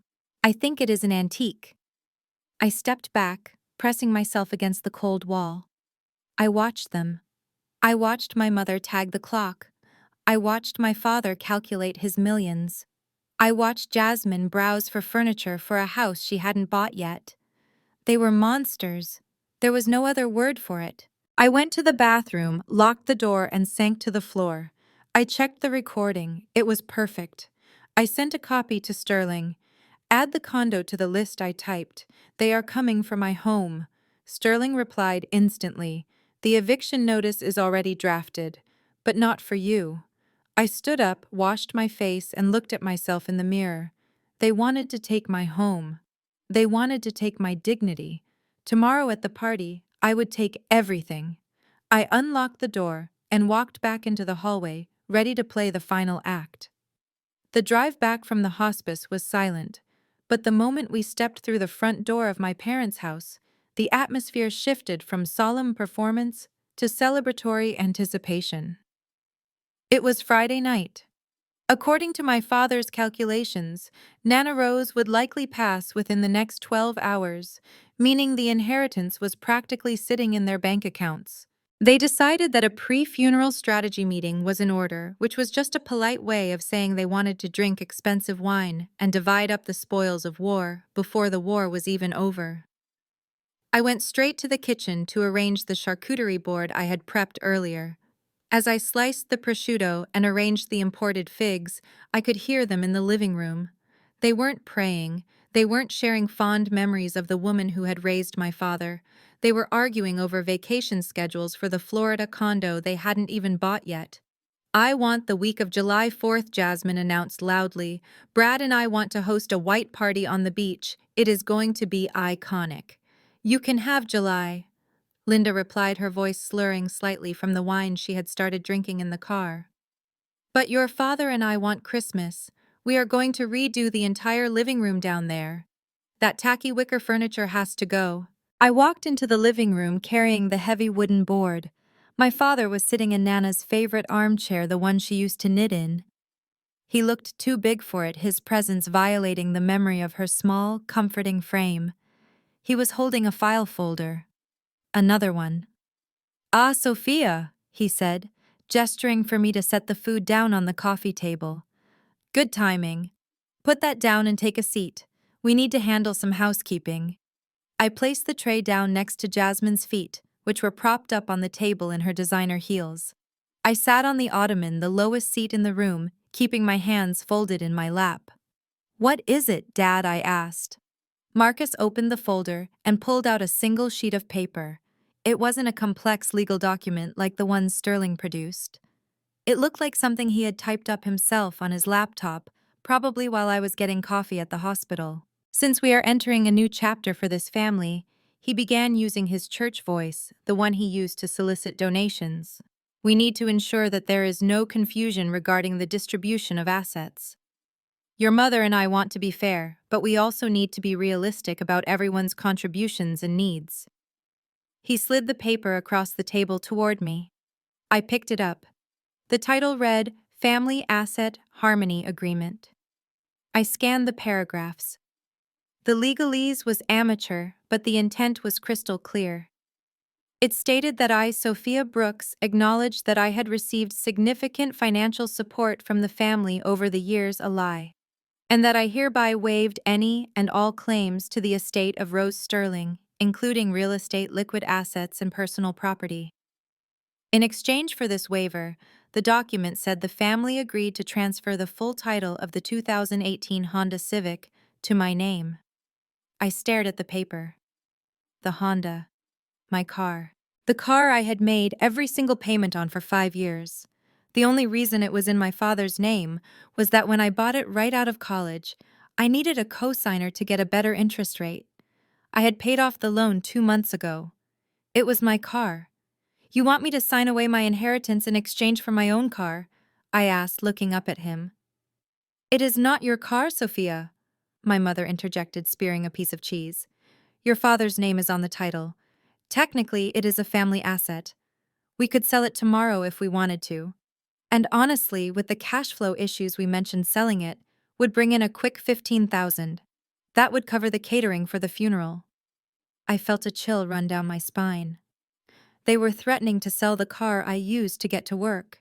They were threatening to leave me stranded unless I signed away my rights to an estate worth $15 million.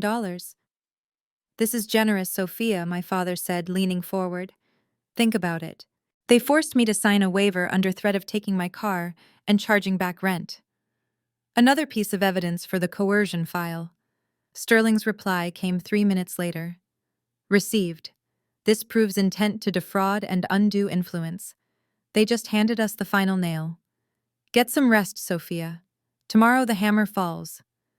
I put the phone away. I finished the dishes. I wiped down the counters.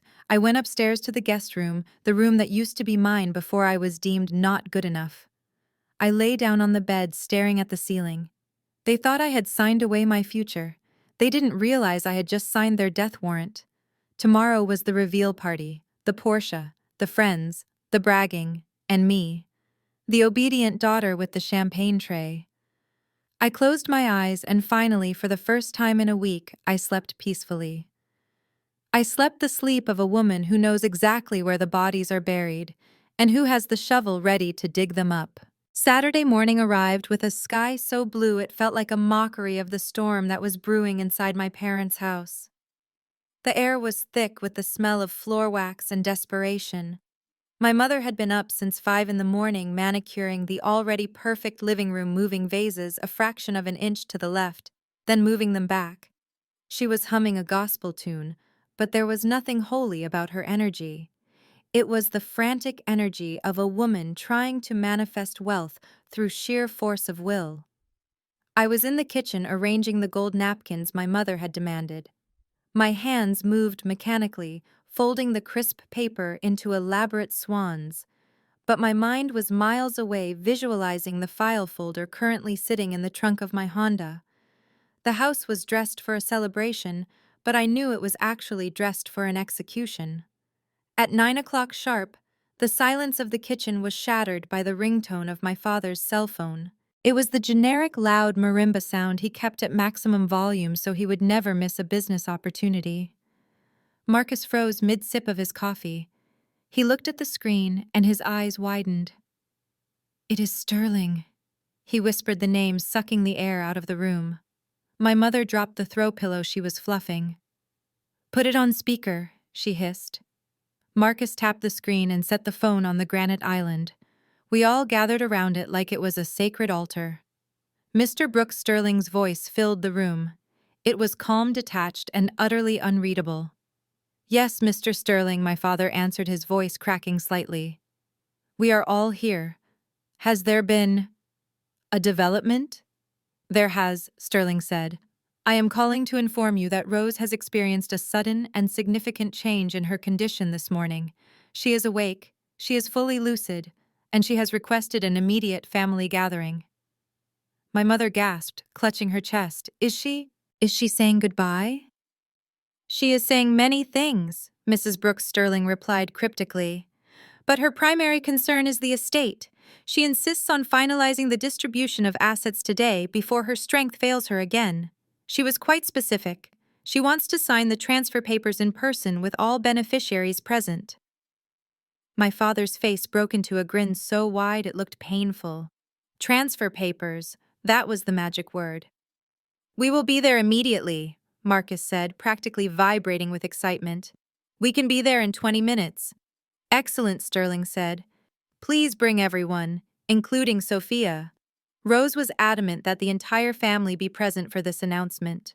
"Of course," Marcus said. "We are leaving now." The line went dead. For a split second there was silence. Then the kitchen erupted. "Yes," my father shouted, pumping his fist in the air like he had just won the Super Bowl. Did you hear that transfer papers? She is signing it over. It is a symbol of the family legacy. Let's go. Linda, grab your purse. They started moving toward the door, a whirlwind of greed and expensive cologne. They were so high on the fumes of imaginary money that they didn't even look at me. I stood by the island watching them. They looked like vultures in designer clothes rushing to pick the bones of a carcass that wasn't even dead yet. Aren't you coming? Sophia? My mother called out over her shoulder, her hand already on the door handle. I looked at the gold napkin in my hand. I crushed it. I will meet you there, I said quietly. The Porsche only seats 4 comfortably, and I have some things I need to bring. Whatever Jasmine yelled from the driveway. Just don't be late. We need you to witness the signatures. I heard the roar of the Porsche's engine, a deep, aggressive growl that shook the window panes. Then the sound of tires peeling out on the asphalt, as Jasmine accelerated down the street, eager to claim a fortune that had already been lost. The house fell silent again. I didn't rush. I walked calmly to the sink and drank a glass of water. I washed my hands. I walked to the front door and locked it behind me. I walked to my Honda Civic, the car they had threatened to take away from me, the car they despised. I opened the trunk. Inside, nestled in a nondescript tote bag, was the red folder Sterling had given me. Next to it was the original receipt for the Steinway piano. And next to that was my phone containing the audio recordings of them plotting to evict me and the video of them celebrating the forgery. I wasn't bringing a waiver. I wasn't bringing forgiveness. I was bringing the apocalypse. I got into the driver's seat and started the engine. It didn't roar like the Porsche. It hummed reliably. I backed out of the driveway, taking one last look at the house. The lawn was perfectly manicured. The windows were gleaming. It looked like the home of a respectable, loving family. It was a lie. And in less than an hour, everyone would know it. I drove toward the hospital, keeping a steady pace. I didn't need to speed. The trap was already set. The bait had been taken. As I merged onto the highway, I imagined them in the Porsche. I imagined them laughing, talking about beach houses and platinum rims. I imagined my father calculating his net worth. I imagined my mother planning her wardrobe for the funeral. They thought they were driving toward a payday. They had no idea they were driving straight into a buzzsaw. I turned on the radio. A jazz song was playing. It was a piano solo. I smiled. I am coming, Nana, I whispered, and I am bringing the receipts. The VIP suite at Golden Horizon did not look like a place for dying. It looked like a place for closing deals. When I arrived, the door was already open, and the air inside was charged with a strange electric tension. My family was already there, clustered in the center of the room like a flock of well-dressed vultures. Jasmine was checking her reflection in the glass of a framed painting, while my father Marcus was pacing back and forth, checking his watch every 10 seconds. My mother Linda was sitting on the edge of the guest sofa, clutching her purse as if it contained the keys to the kingdom. I stood in the doorway, my tote bag heavy on my shoulder. They didn't notice me. Their eyes were fixed on the far side of the room. Nana Rose was not in her bed. The hospital bed had been pushed to the wall, stripped of its chaotic wires and tubes. In the center of the room, sitting in a high-backed leather wheelchair, was Nana. She was wearing a silk robe that I recognized from her performing days, a deep emerald green that made her skin look radiant despite her illness. Her hair was brushed back, her face was clean, and her eyes were open. Standing beside her like a sentinel in a charcoal suit was Arthur Sterling. He stood with his hands clasped behind his back, his face a mask of professional indifference. "Oh, Sophia, you are finally here," my father snapped, spotting me. "Hurry up and close the door. We don't want the nurses interrupting us." I walked in and closed the door. The click of the latch sounded like the locking of a prison cell. "Mama, you look wonderful," Linda cooed, standing up and taking a tentative step toward the wheelchair. "Truly miraculous. We were so worried yesterday, but look at you now. It is the Lord's work." Nana didn't smile. She didn't extend her hand. She just watched my mother approach with a gaze so cold it could have frozen the equator. "Sit down, Linda," Nana said. Her voice was not the weak rasp of yesterday. It was lower, steadier. It was the voice of a woman who had commanded stages in Chicago jazz clubs. Linda froze, confused by the lack of warmth. "Oh, okay. I just wanted to give you a hug." "Sit down," Nana repeated. My mother retreated to the sofa, sitting next to Jasmine, who rolled her eyes and whispered something about mood swings. Marcus cleared his throat, stepping forward with his chest puffed out. He was trying to assert dominance, trying to pretend he was the patriarch in the room. "Mother, we are all so relieved you are feeling better," he said, using his church elder voice. "But Sterling said you wanted to discuss the estate. We know this is tiring for you, so we are ready to handle the heavy lifting. Just tell us where to sign, and we will take care of the transfers. We want to make sure your legacy is secure." "My legacy," Nana repeated slowly, tasting the word. "Yes, that is exactly why we are here." Sterling stepped forward. He picked up a remote control from the small table beside him. "Before we proceed to the distribution of assets," Sterling said, his voice filling the room, "there is a matter of procedural verification we need to address. Rose wants to ensure that all recent transactions involving family property are fully transparent." "Transactions?"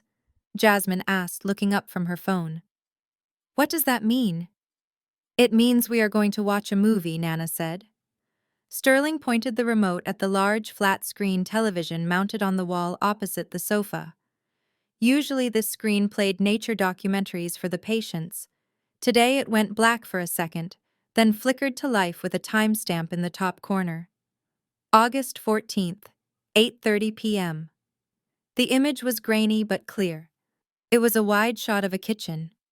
My parents' kitchen. I watched my family's faces. At first they looked confused. Then as the figures on the screen moved, confusion turned to recognition. On the screen, my father was sitting at the kitchen island. My mother was standing behind him, leaning over his shoulder. The audio kicked in crisp and undeniable. "Try it again, Marcus," the video Linda said. "You made the loop too big. Sophia makes her S smaller. Look at her report card." The video Marcus groaned, crumpling up a piece of paper and tossing it onto a pile of other crumpled papers. "It is hard, Linda. She has that weird hesitation at the end." "Why can't we just get her to sign it? Because she won't sign it, you idiot," the video, Linda snapped. "She is obsessed with that piano. If we ask her, she will lock it down. We need the power of attorney now if we want to sell it to Vanderbilt by Friday. Just copy the signature from her lease agreement. Here." On the screen, my mother slid a piece of paper toward my father. He picked up a pen. A heavy, expensive fountain pen. The same pen he had handed me yesterday to sign the waiver. He bent over the paper, tongue protruding slightly in concentration. He scribbled something, then sat back. "How is that?" the video Marcus asked. The video Linda picked up the paper and held it to the light. "That is perfect. That looks exactly like hers. Get Deacon Miller to stamp it tomorrow. Tell him it is for a surprise gift for her so he doesn't ask questions." The video ended. The screen went black. The silence in the hospice room was absolute. It was a heavy, suffocating silence that pressed against my eardrums. I looked at my parents. My father's face had drained of all color. He was staring at the blank screen with his mouth slightly open, a look of pure, unadulterated horror. My mother was gripping her purse so hard her knuckles were white, her eyes darting around the room as if looking for an exit. Jasmine looked from the screen to her parents, her expression shifting from boredom to dawn realization. "Wait," she said, her voice high and shrill.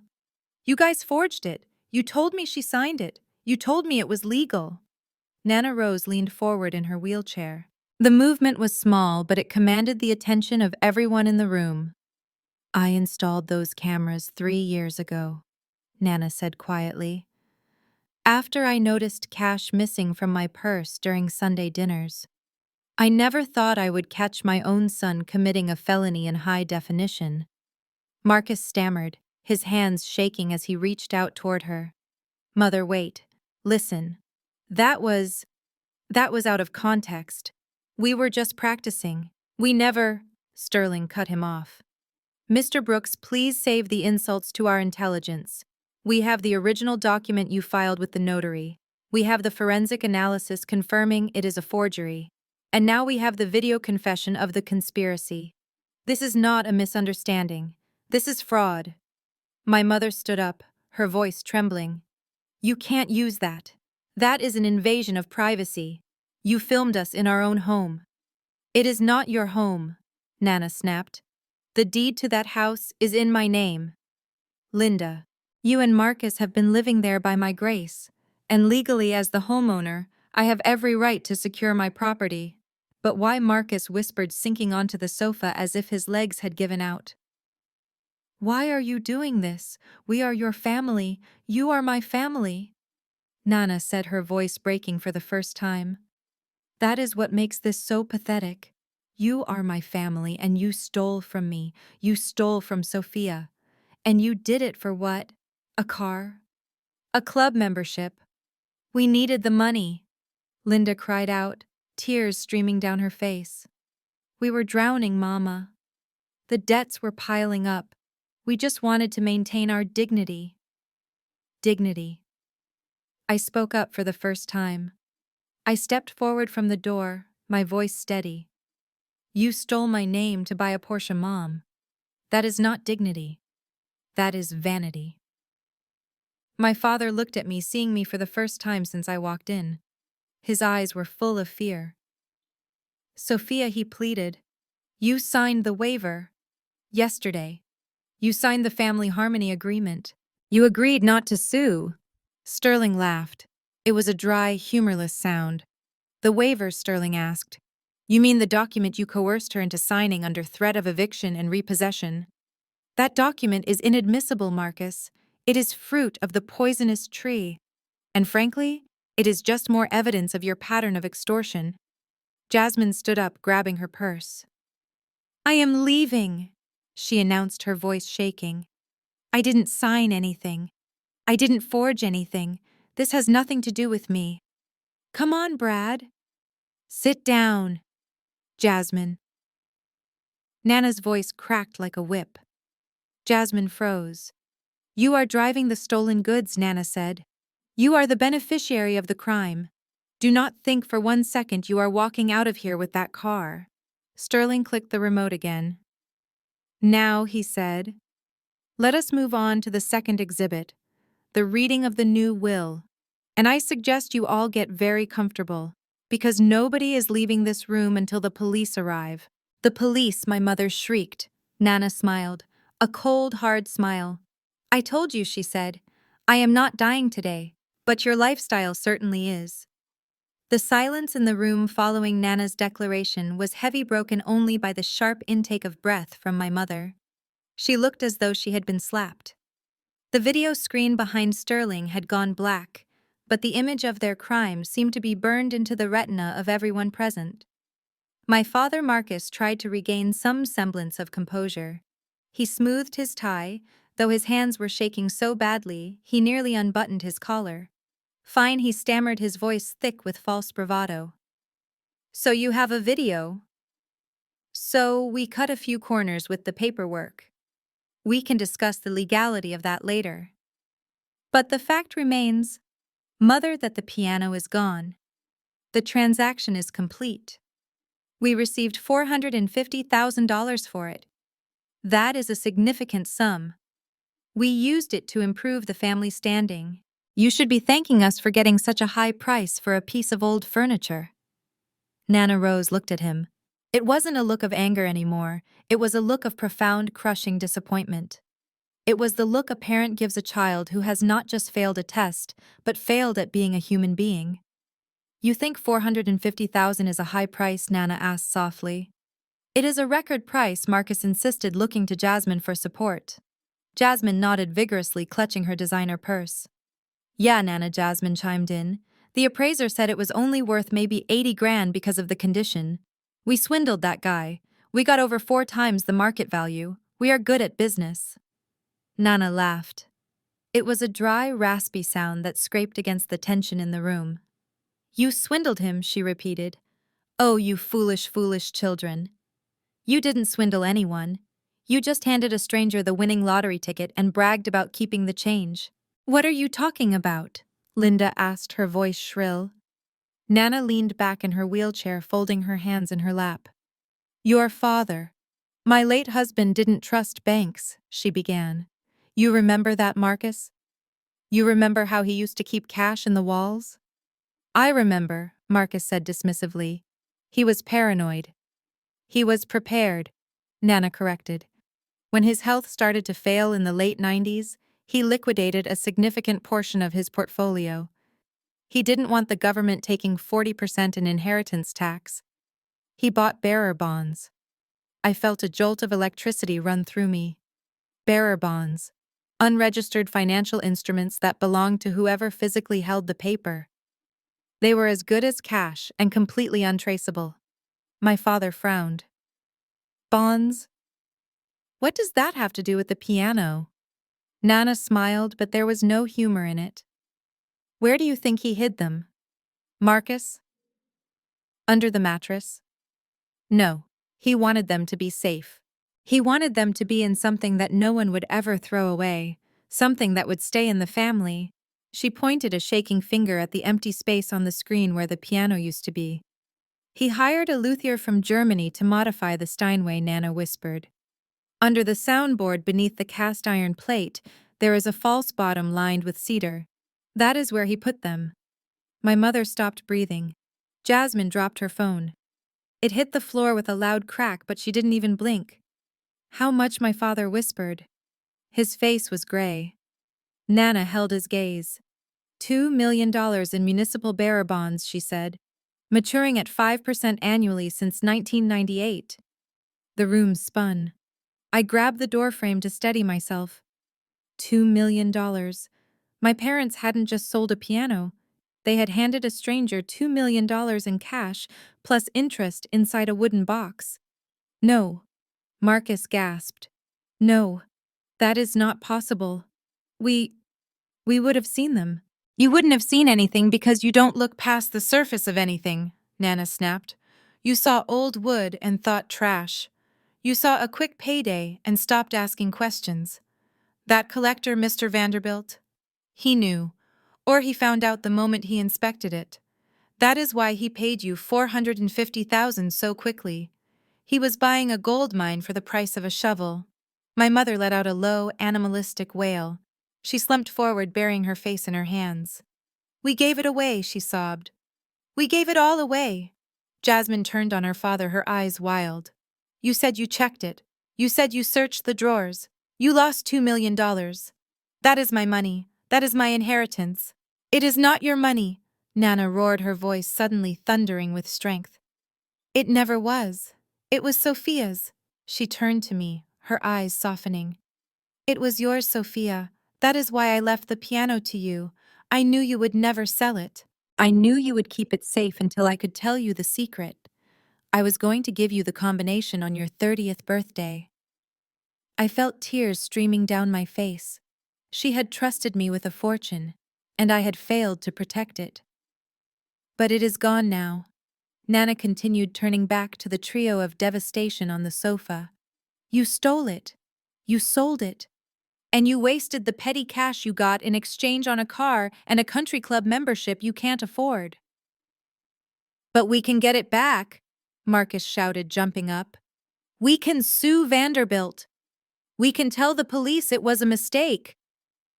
Sterling stepped forward, clearing his throat. The sound was like a gavel striking a block. I am afraid that is impossible, Mr. Brooks, Sterling said coldly. As you so proudly pointed out, you have a bill of sale. You have a notarized power of attorney. You legally transferred ownership of the item and all its contents. If you sue, you will have to admit to the forgery. You will have to admit to the fraud. You will go to prison, and Mr. Vanderbilt will still keep the bonds because he purchased the item in good faith from a seller who claimed to have legal authority. Marcus sank back down, defeated. He looked like a man who had just watched his house burn down while holding a bucket of gasoline. So it is gone, he whispered. The $2 million is gone. Yes, Sterling said, but that is only the beginning of your losses today. He opened a leather binder and pulled out a document printed on thick cream-colored paper. This is the last will and testament of Rose Sterling, updated this morning at 8 a.m., Sterling announced. My mother looked up, hope flickering in her eyes. The trust, she whispered. The 15 million. We still have the trust. We are still the heirs. Sterling adjusted his glasses and began to read. Article 9, Section C. The bad actor clause. He looked over the top of the paper at my parents. It reads as follows. Any beneficiary who is found to have committed acts of theft, fraud, forgery, or financial abuse against the estate or the grantor, whether convicted in a court of law or proven by a preponderance of evidence, shall be immediately and irrevocably disinherited. He paused to let the words sink in. Disinherited, Sterling repeated. That means zero, nothing, not a cent. But we didn't mean to, Linda screamed. We are family. You can't cut us out. The evidence is undeniable. Sterling continued, ignoring her outburst. The forgery of Sophia's signature, the sale of the piano, the conspiracy to evict Sophia from the Midtown condo. It all constitutes financial abuse. By trying to steal a little, you have forfeited everything. He closed the binder. Effective immediately, the Golden Horizon Trust is closed to Marcus Brooks, Linda Brooks, and Jasmine Brooks. You are removed from the deed of the family home. You are removed from the life insurance policies. You are removed from the residuary estate. My father sat there, his mouth opening and closing like a fish on dry land. He had walked into this room thinking he was a millionaire. He was leaving it homeless, bankrupt, and facing criminal charges. Jasmine stood up, her face a mask of panic. What about the car? She asked, her voice trembling. The Porsche. It is in my name. You can't take that. Sterling smiled. It was the smile of a shark that had just bitten a seal in half. Actually, Ms. Brooks, since the vehicle was purchased with the proceeds of a crime, it is considered contraband. And since the funds used to buy it legally belonged to Sophia, he turned to me. I believe the car belongs to her now. The silence that followed Sterling's declaration was shattered not by a scream, but by a polite, heavy knock on the door of the VIP suite. It was a sound that signaled the end of the private family drama and the beginning of a public nightmare. Before my father could even process the fact that he had been disinherited, the door swung open. 2 men and a woman walked in. They were not nurses. They were not doctors. They wore cheap suits and serious expressions, and the badges hanging from their belts caught the harsh fluorescent light of the hospital room. One of the men stepped forward, his eyes scanning the room before landing squarely on my parents. Marcus Brooks and Linda Brooks, he asked, his voice devoid of any warmth. My father stood up, his legs shaking so violently that he had to lean against the wall for support. I am Marcus Brooks, he whispered. Who are you? I am Detective Miller with the Economic Crimes Unit, the man said, pulling a folded paper from his jacket pocket. We are here to execute an arrest warrant. Arrest warrant, my mother shrieked, clutching her pearls. For what? We haven't done anything. This is a hospital. My mother is dying. Nana Rose sat in her wheelchair, her face impassive. She didn't look dying. She looked like a judge watching a sentence being carried out. Detective Miller ignored my mother's hysterics and began to read from the warrant. Marcus and Linda Brooks, you are under arrest for first-degree forgery, felony wire fraud, elder financial abuse, and conspiracy to commit theft over $1 million. He motioned to his partners. Cuff them. The room erupted into chaos. My mother began to wail, a high-pitched animalistic sound that made my skin crawl. She threw herself toward Nana's wheelchair, falling to her knees. Mama, tell them it was a misunderstanding. We are your family. You can't let them take us to jail. I am your daughter. Nana looked down at the woman clawing at her silk robe. She didn't pull away, but she didn't reach out either. You ceased to be my daughter the moment you stole my signature, Nana said, her voice cutting through the wailing like a blade. You are just a thief who happens to share my DNA. The female officer grabbed my mother's arm and hauled her to her feet. Linda struggled, kicking and screaming, her carefully styled hair coming undone. Don't touch me. Do you know who I am? We are members of the Royal Pines Country Club. You can't treat me like a common criminal. You have the right to remain silent, the officer recited calmly, snapping the cold metal cuffs onto my mother's wrists. My father was less combative but more pathetic.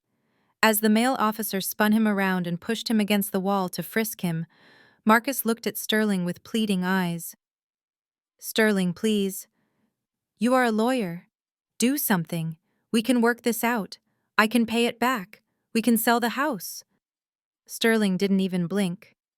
I represent the victim, Mr. Brooks. I suggest you save your breath for the public defender. And regarding the house, you cannot sell it. It is no longer yours to sell. The sound of the handcuffs ratcheting shut on my father's wrists seemed to echo in the room louder than any scream. This was the man who had lectured me about morality. This was the man who had sat at the head of the table and called me a failure. Now he was a prisoner stripped of his dignity in front of the very people he had tried to defraud.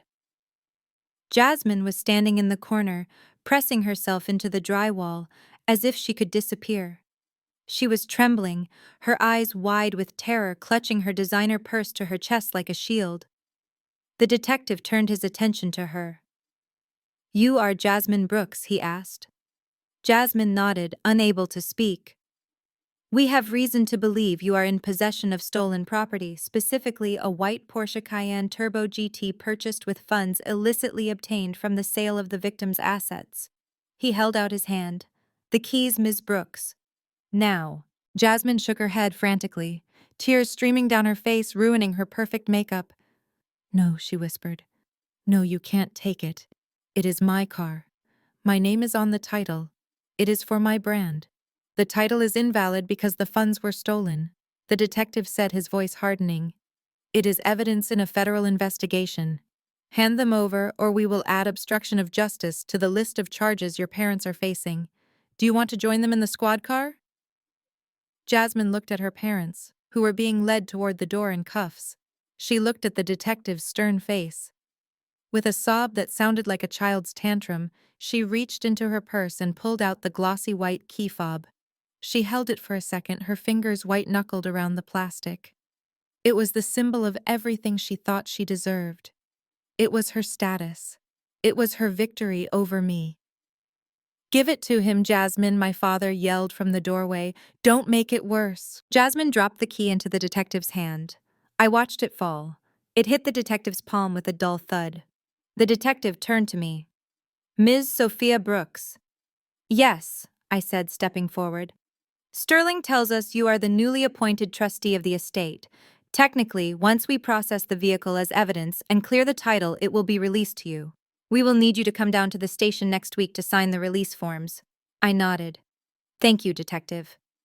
Jasmine let out a scream of pure rage.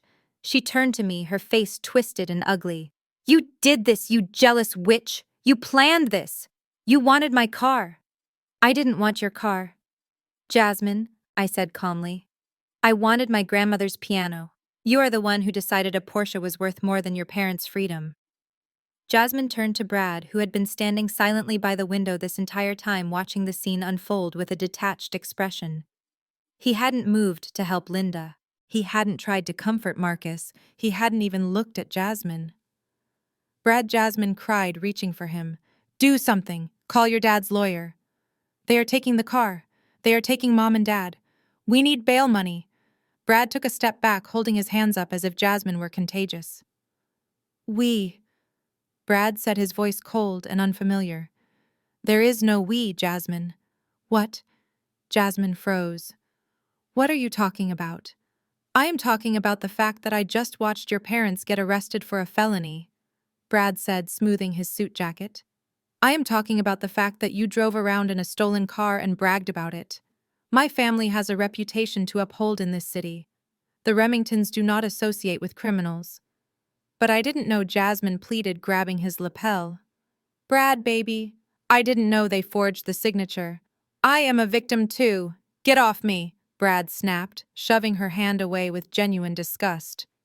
You knew the piano was Sophia's. You laughed about it at dinner. You are just as guilty as they are. You are just lucky you are too stupid to be the one who signed the paper. He looked at Sterling, then at Nana Rose. Mrs. Sterling. I want to go on record right now, Brad stated clearly. I had absolutely no knowledge of this scheme. I was told the money came from a legitimate inheritance advance. I am completely cooperating with any investigation. You coward, my father shouted from the hallway as the officers dragged him away. You ate at my table. You drove that car. I am also announcing my intention to file for an annulment, Brad continued, ignoring my father. Or a divorce. Whichever is faster. I am not going to be married to a woman whose dowry was stolen money. Jasmine fell to her knees, sobbing uncontrollably. Brad, please don't leave me. I have nowhere to go. They kicked me out of the house. I don't have a car. Brad looked down at her with the same sneer he had given me at the dinner party just 2 days ago. Call an Uber, Jasmine, he said. Oh, wait. You probably can't afford one. He looked at me. His eyes were no longer mocking. They were fearful. He nodded once, a quick, jerky motion of respect born of terror. Sophia, good luck with everything. And then he walked out. He stepped over Jasmine's sobbing form on the floor, walked past the police officers, and disappeared down the hallway, without looking back. The room was suddenly quiet, save for Jasmine's jagged breathing and the distant sound of sirens approaching the hospital entrance to transport my parents. I looked at Nana. She was tired. The adrenaline was fading, and the reality of what she had just done to her own son was setting in, but there was no regret in her eyes. Only resolution. Is it done? Nana asked Sterling. It is done, Sterling said, closing his file. The cancer has been cut out. I walked over to Jasmine. She was curled in a ball on the hospital floor, surrounded by the wreckage of her life. No husband, no car, no money, no home. Jasmine, I said. She looked up at me, her mascara running down her face in black streaks. What, she spat. Are you happy now? I reached into my tote bag. I pulled out a $20 bill. I dropped it on the floor next to her. Brad was right, I said. You are going to need a ride. But don't come to my apartment. The basement is closed. I turned my back on her and walked over to Nana's wheelchair. Let's go home, Nana, I said, taking the handles. Not my house, Nana whispered. Take me to your condo. The one they wanted to sell. I want to see where the only honest Brooks lives. We wheeled her out of the room, leaving Jasmine alone on the floor, with the $20 the only inheritance she would ever receive. The weeks following the arrest were a blur of legal motions and public humiliation that swept through my parents' lives like a hurricane. They managed to secure bail only by liquidating their retirement accounts, a desperate move that left them with nothing but their freedom and their shame. The fallout was immediate and brutal.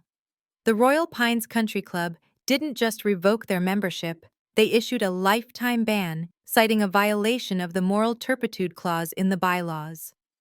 The church, which had been my father's stage for so many years, turned its back on him completely. After Deacon Miller was indicted as an accomplice for the notary fraud, the new church board sent a formal letter to my parents asking them to find another place of worship. They were pariahs in the very community they had tried so hard to impress. I remember driving past my childhood home a month after the arrest. There was a for sale sign in the yard. It wasn't a standard sign. It was a foreclosure auction notice. My parents hadn't just lost their reputation. They had lost the ability to sustain their lifestyle. They were forced to sell everything to pay for their criminal defense attorneys and the restitution demanded by the court. I saw my mother's car, the Lexus she loved so much, being loaded onto a tow truck. I saw my father standing on the porch, looking older and smaller than I had ever seen him, arguing with a man in a suit who was simply shaking his head. They had called me, of course. In the first few days, my phone rang non-stop. They pleaded, they threatened. They tried to guilt me into dropping the charges or paying their legal fees. But I didn't answer. I had blocked their numbers. I communicated only through Sterling.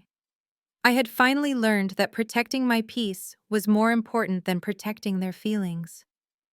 But amidst their destruction, there was a beacon of hope. My first act as the trustee of the Golden Horizon estate was to track down the Steinway. I was terrified that Mr.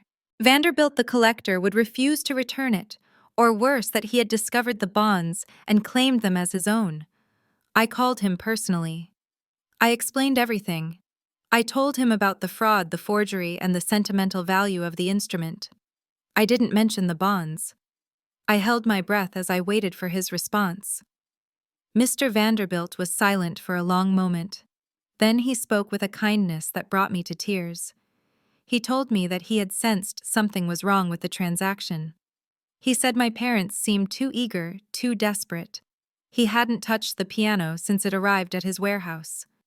He agreed to sell it back to me for exactly what he paid, not a penny more.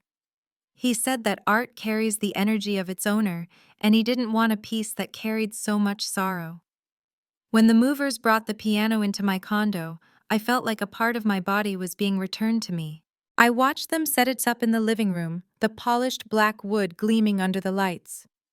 As soon as they left, I locked the door and crawled under the instrument. I found the false bottom Nana had described. My hands were shaking as I pried it open. And there they were, the bearer bonds, $2 million in yellowed paper sitting there quietly untouched by the greed that had swirled around them. My parents had sold a fortune for pennies, and they had never even known it. I placed the bonds in a secure bank vault the next morning, adding them to the trust that would now support artists for generations to come. 6 months have passed since that day. The world feels different now, lighter. I am no longer the Sophia who apologizes for taking up space. I am Sophia Brooks, the director of the Rose Sterling Arts Foundation. I spend my days reviewing grant applications, visiting galleries, and ensuring that young musicians have instruments worthy of their talent.